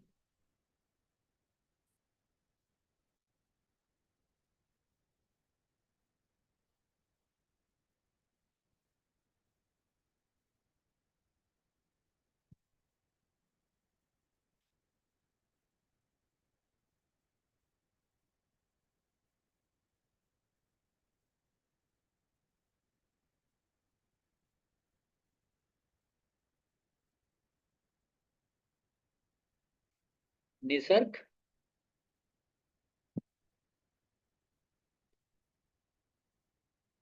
Hello, Nisarg. You are able to hear me?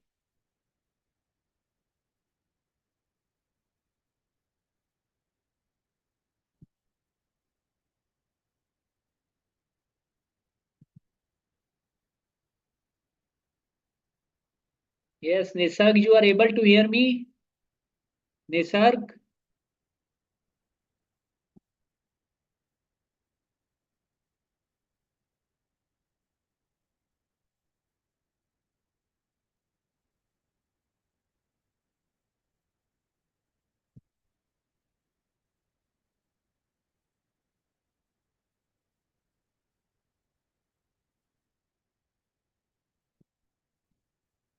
Yes, Nisarg from technical support team. Are you able to hear me?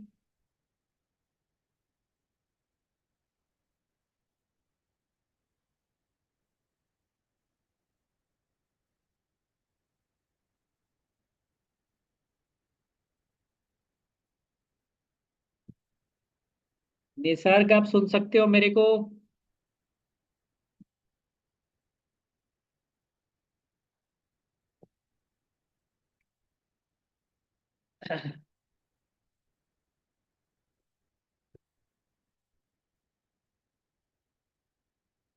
So guys, I was trying the support team to unmute you so that we can discuss it with interactively.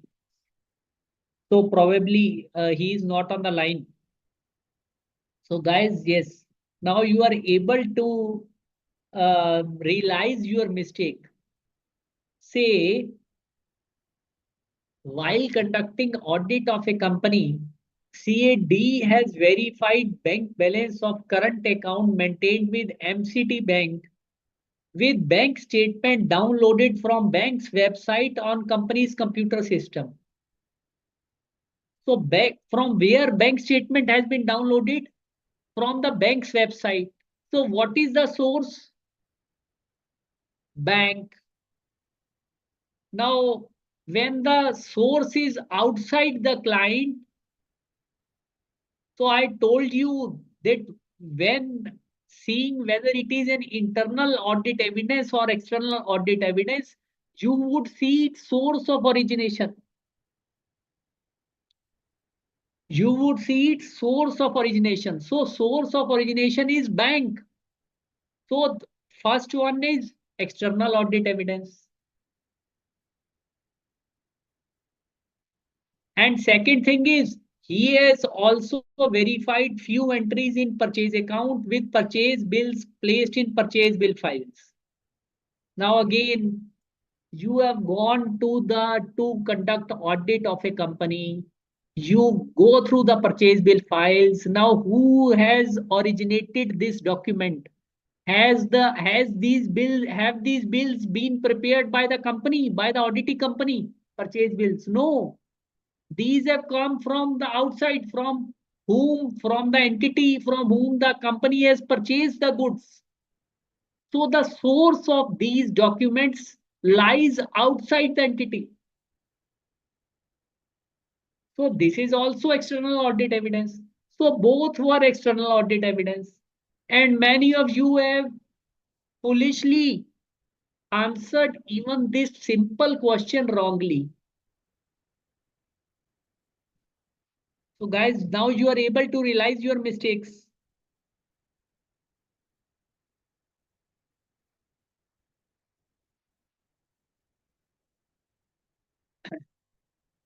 Yes, is it clear to you guys?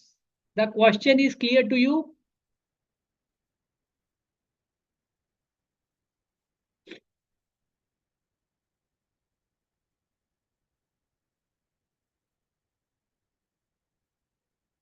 Yes, Nisarga आप सुन सकते हो? Yes, technical support. Nisarg, are you able to hear?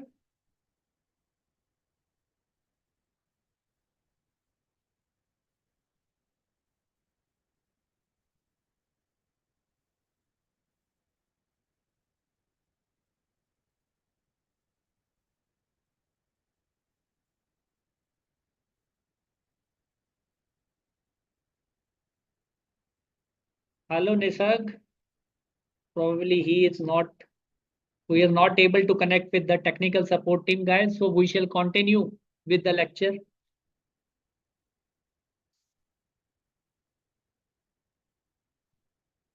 No, I am not the host. Students, we shall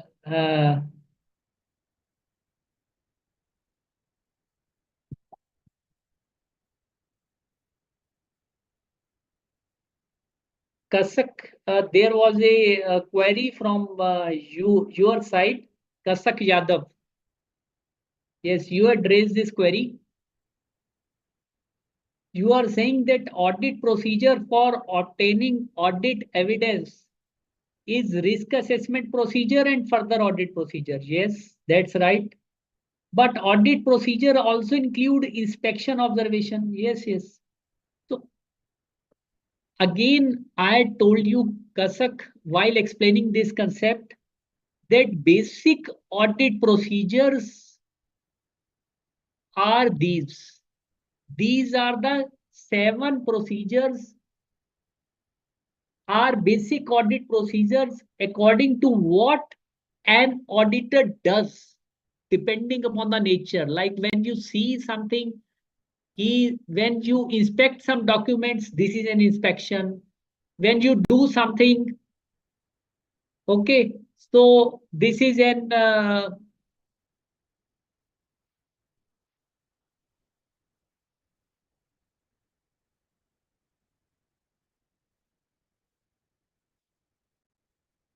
yes, Dishika, yes.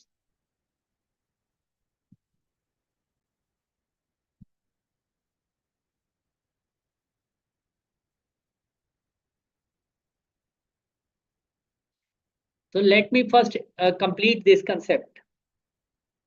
Let me first complete this concept.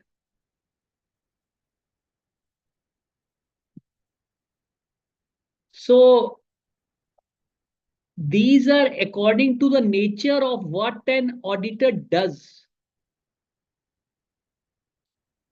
But this is a broad classification of these procedures itself. So basic procedures are these. Some of these can be classified as risk assessment procedures when purpose is to identify and assess risk of material misstatements. And when purpose is to detect material misstatement at assertion level, then these become substantive audit procedures. Yes. Kasak, is it clear to you? Yes, Kasak, is it clear to you?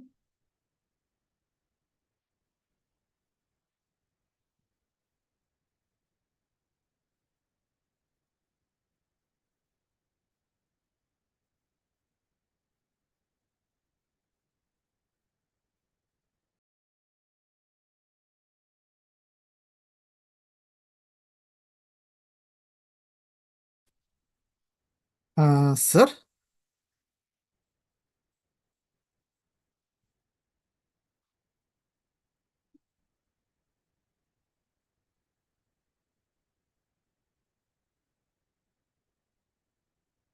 sir, sir, you are muted. Yes. Are you able to hear me now? Yes, sir, yes, sir. Sir, any issue? Sir Nisarga से contact नहीं हो पा रहा, मैंने 3-4 बार उसको call नहीं किया नहीं है सर, अभी। ऑनलाइन है वो सर। उसको कहो 2 मिनट का, 2-3 मिनट का ब्रेक कर देगा। Okay sir. हाँ। निसर्ग जी।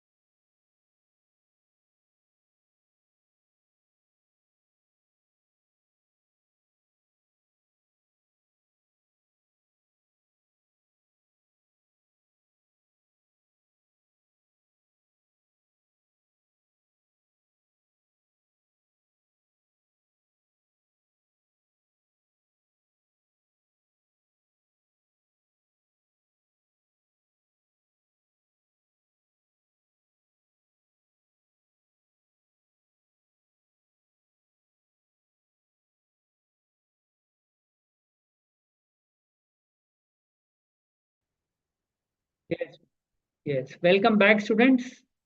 So all of you are now unmuted, so you can raise query on Zoom. Excuse me, sir. Yes, yes, Deshika, yes. Sir, shall we discuss the analytical procedure again, please? Just a little bit. Okay. So analytical procedures, Deshika, whatever is contained in the financial statements in the form of financial information, we try to assess that financial information. We try to evaluate that financial information by trying to establish relationship amongst financial information or between financial information and non-financial information. Say like I am comparing, say, net profit ratio, net profit upon sales of last few years of a company. So I have established a relationship. There is a logical relationship between net profit and sales. So I have established a relationship. So I am trying to analyze these ratios and try to find out if something is fishy, if there is some unexplained difference. So I try to find out reasons for that difference, reason for that fluctuation. So this is the basic meaning of analytical procedures. When you use analysis to as an audit procedure to arrive at some conclusions. Yes. Yes, Deshika, is it clear to you? Sir. Okay. Yes, anybody else? Sir, I'm audible. Yes, yes. Sir, I asking that relevance. I can understand reliability is more reliable for auditing, but sir, relevant I can't understand. Can you explain? Okay. What's your name? Tambeshwari. Yes, Tambeshwari. Are you more comfortable in English or in Hindi? Hindi, sir. Okay. So I would explain to you in Hindi. So Tambeshwari, relevance का मतलब है कि जो audit procedure आप perform कर रहे हो वो जो एसर्शन ऑडिटर टेस्ट कर रहा है उसके लिए वो रेलिवेंट होना चाहिए, उससे जो ऑडिट एविडेंस मिल रहा है वो रेलिवेंट होना चाहिए। जैसे मैंने आपको एग्जाम्पल दिया, अभी एक एमसीक्यू भी था कि आपने एक्सटर्नल कंफर्मेशन रिक्वेस्ट भेजी ऑडिटर ने किसी थर्ड पार्टी को, ठीक है, तो उससे ये पता चलता है कि वो बैलेंस एग्जिस्ट करता था उस डेट को। लेकिन अगर ऑडिटर का पर्पस जो है वैल्यूएशन एसर्शन टेस्ट करना था, तो वैल्यूएशन के बारे में तो कुछ पता नहीं चलता ना। वो वैल्यूएशन का अगर डाउटफुल डेट का प्रोविजन बनाना है तो वो तो कंपनी को बनाना है, ऑडिटिंग क्लाइंट को बनाना है। इसलिए जो एसर्शन वो टेस्ट कर रहा है उसके बारे में वो ऑडिट प्रोसीजर और कॉन्सिक्वेंटली ऑडिट एविडेंस रेलिवेंट होना चाहिए उस एसर्शन को टेस्ट करने के लिए। क्लियर? मतलब कि सर हम जिसके लिए हम कर रहे हैं, टेस्टिंग कर रहे हैं, मतलब ऑडिटिंग, वो रिलेवेंट होना चाहिए। आप दूसरा रिलेवेंट कर रहे हो तो ये नहीं होगा। हाँ, वो उसका रेलिवेंट होना चाहिए। वो जो आप चीज टेस्ट कर रहे हो वो हो सकता है किसी और एसर्शन के लिए रेलिवेंट हो, लेकिन जो आप टेस्ट करना मांगते हो उस चीज के लिए रेलिवेंट होना चाहिए। ओके, ओके सर, आई बहुत अंडरस्टैंड। सिंपल है, very simple. Yes, anybody else?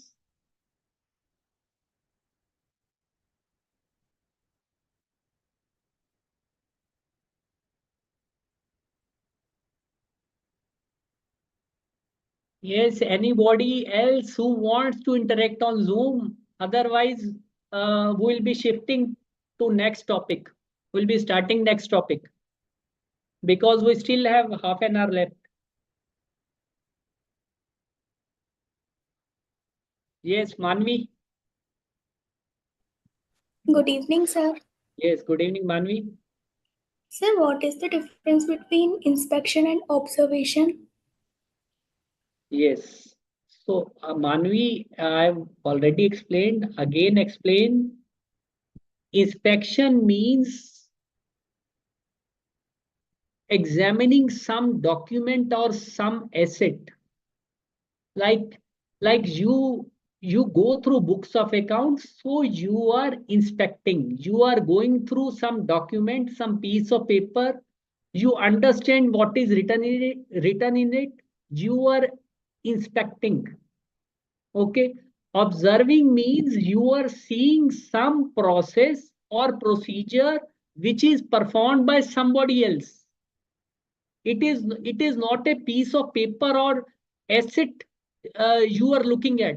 You are either you are some people are doing some work in the company and you are seeing how they are doing it.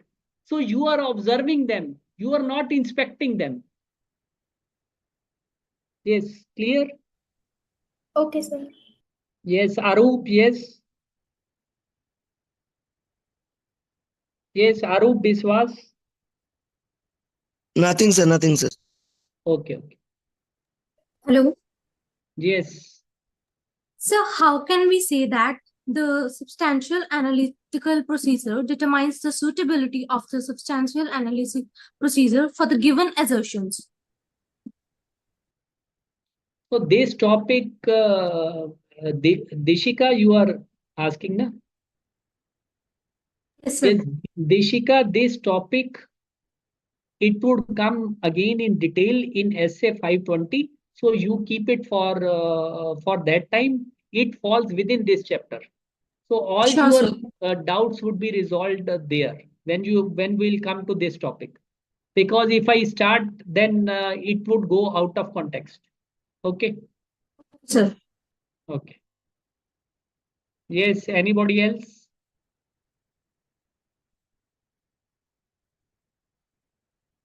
Yes. Anyone else who is willing to ask some question on Zoom?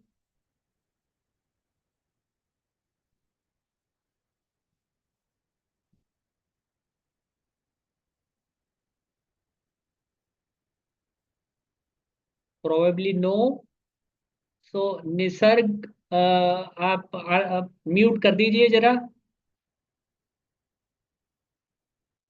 Yes, Nisarga.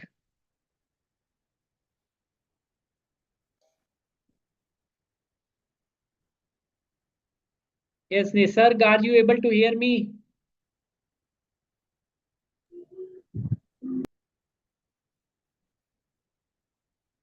Yes, technical support team, Nisarga.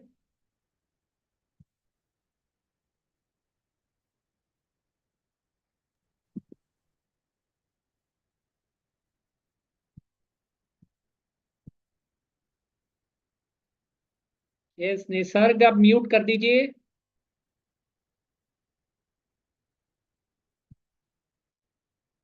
Anyway, so guys, I would request you not to disturb in between if you are not uh, muted. Okay. So guys, as I told you at the beginning of this chapter, that there are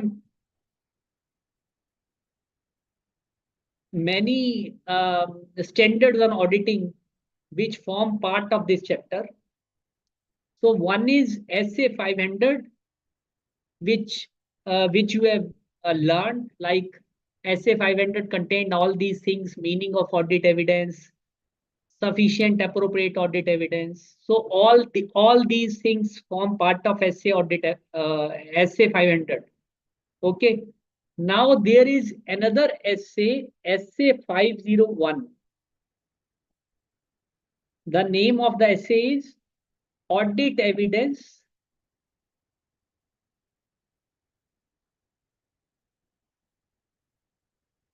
for Specified Items. The name of the essay is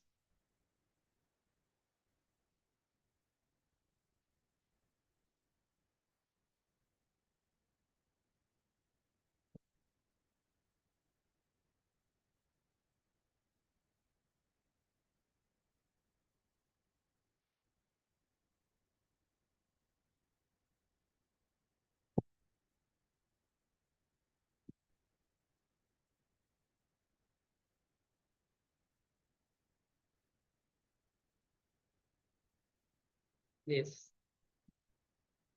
Specific consideration for selected items. Specific considerations for selected items. Audit evidence, specific considerations for selected items.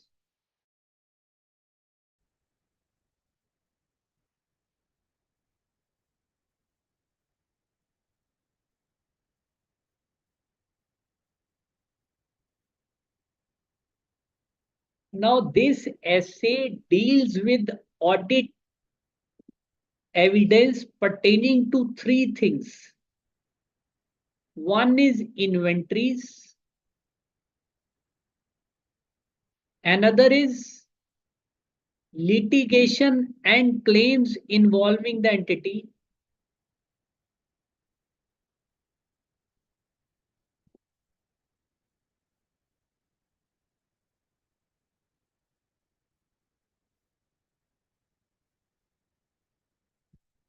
And third is segment information.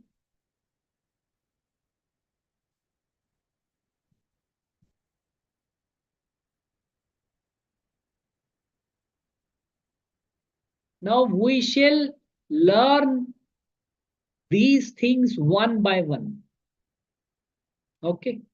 So first of all, inventories. Now, what are the responsibilities of an auditor in accordance with SA 501 in relation to inventories?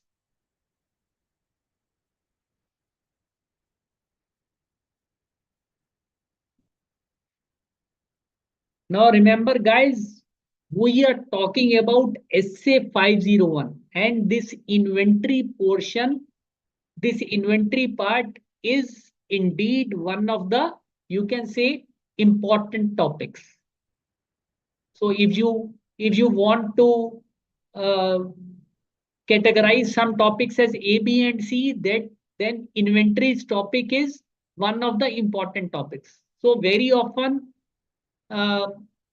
question comes through from this area. After in every attempt or in every alternate attempt, it is coming. Okay. No, Tejaswin, it is not cost or NRV. So just for first try to understand what I'm saying. So SA 501 relates to auditor's responsibility pertaining to two things in relation to inventories. So one is existence and another is condition.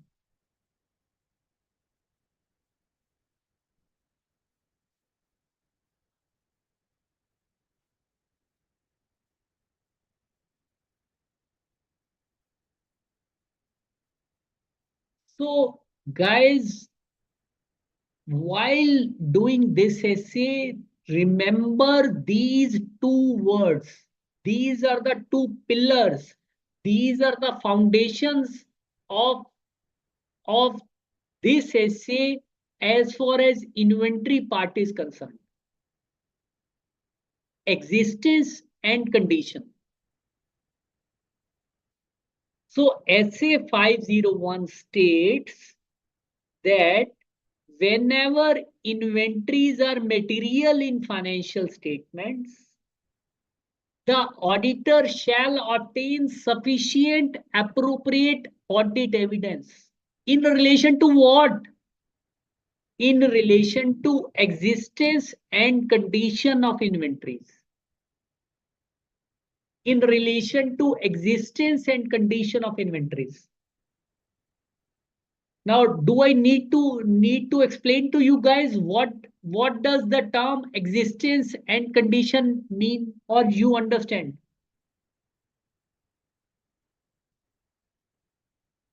Yes.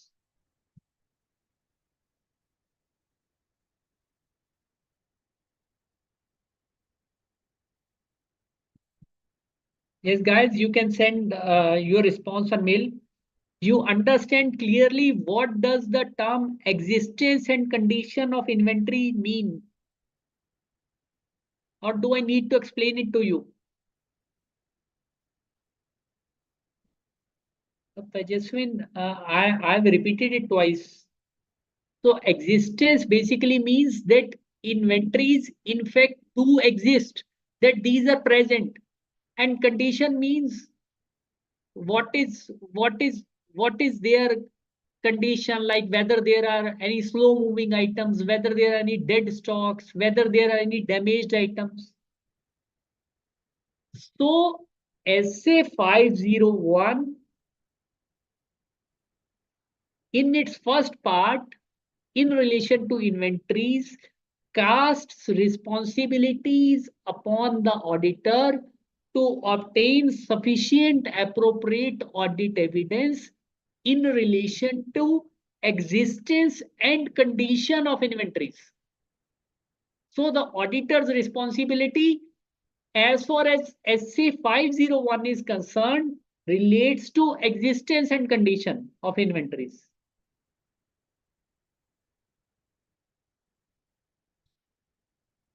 Clear, guys?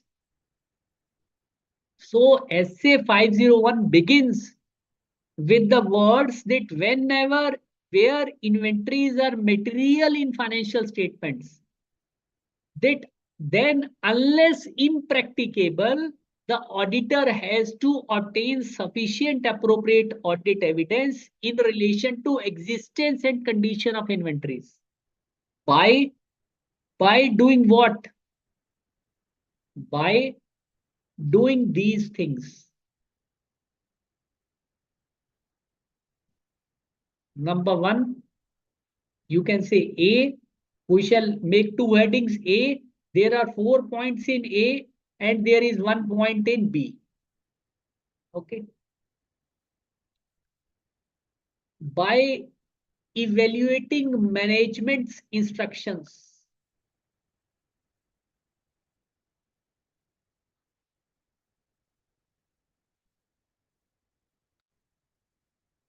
Regarding physical inventory count.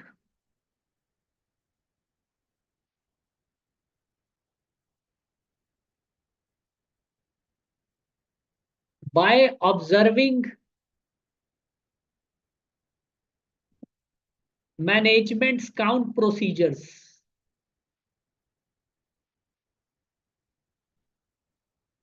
By inspecting the inventories.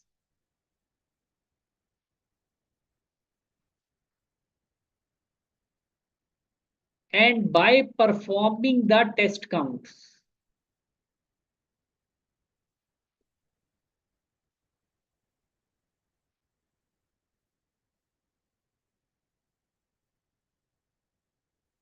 And B, by correlating the results with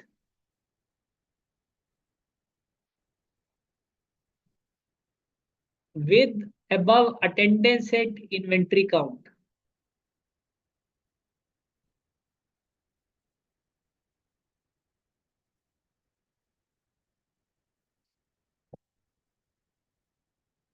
Now we would see what does it mean.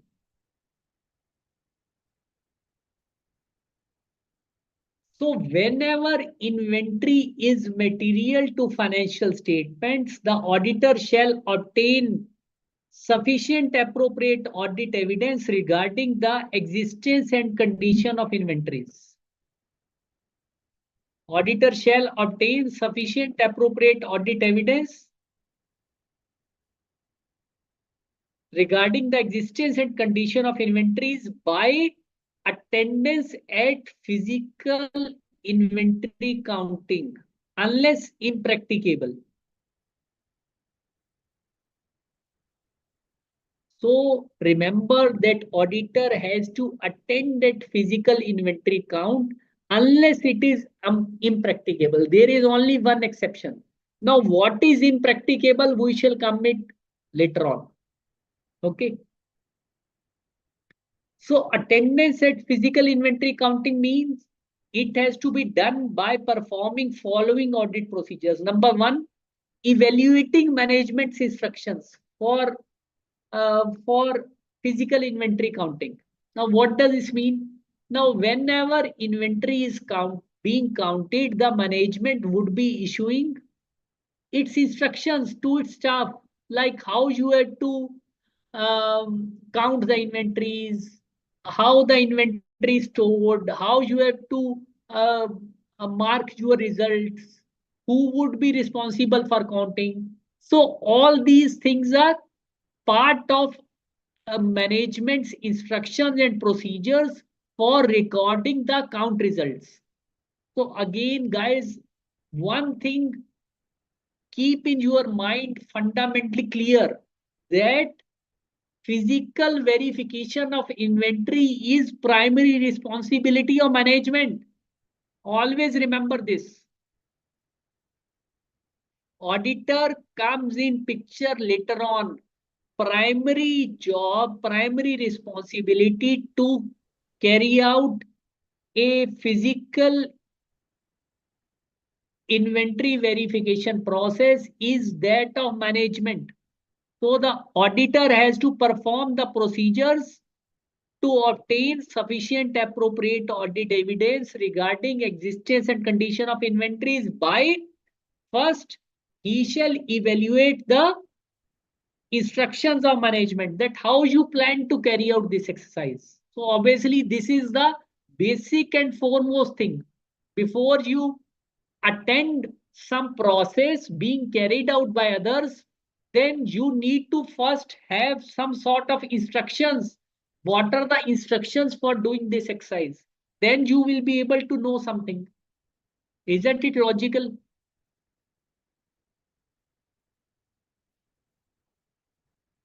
Yes.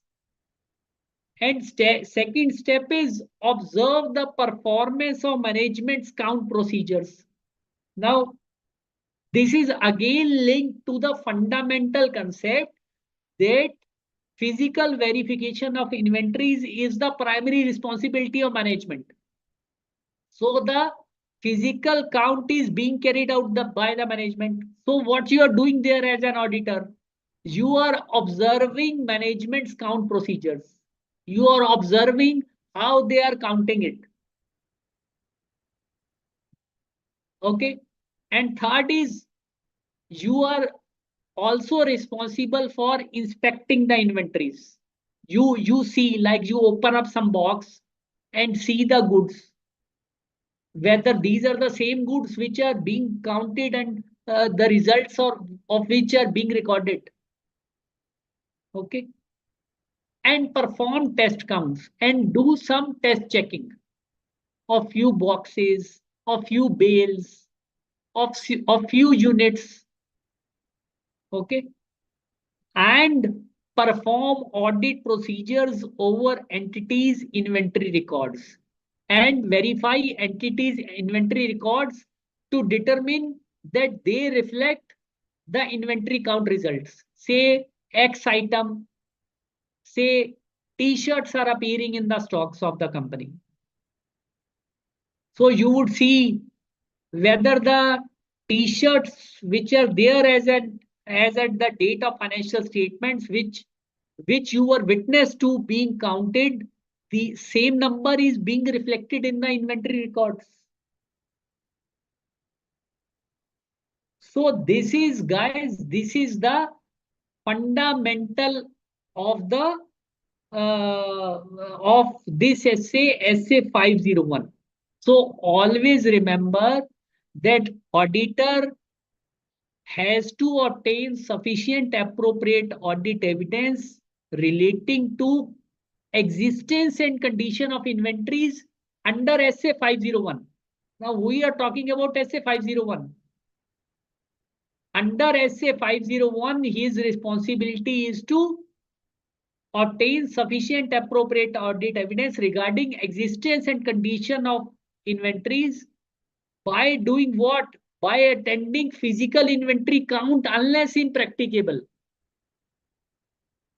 Now, what is impracticable? We shall be coming later on. So he has to attend physical inventory count process unless it is impracticable, and he shall do these 4 things at the inventory count process. What are these 4 things? Evaluate management's instructions, observe management's count, inspect the inventories, perform test counts. And perform audit procedures on inventory records to see whether they depict the test results, the attendance, the results obtained during the attendance. Yes. Yes. Is the point clear to you guys?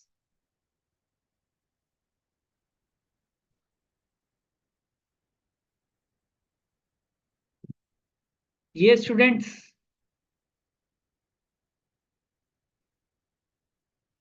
Yes, guys, drop a mail whether the point is clear to you.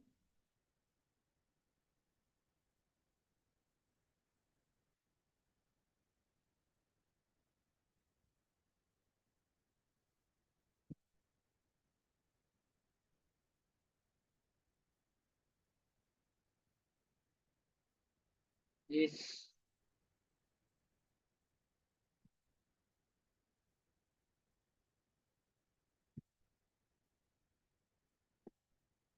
So, guys, assimilate these 2 words in your mind, absorb these 2 words in your mind, existence and condition, and all these audit procedures. These have not to be read in a casual manner, but these have to be learned and remembered, because these would help you in answering your case study based questions. So these have to be remembered by heart. Okay.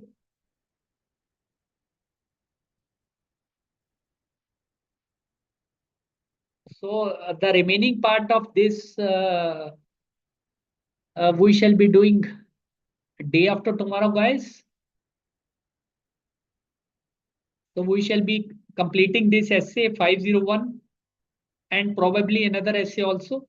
So I have devoted sufficient time to your basic foundation, basic concept building of this chapter. And I feel that it should help you. Okay. So that's all for today, guys. Okay. Good night and have a great time. Okay. Good night, sir. Good night.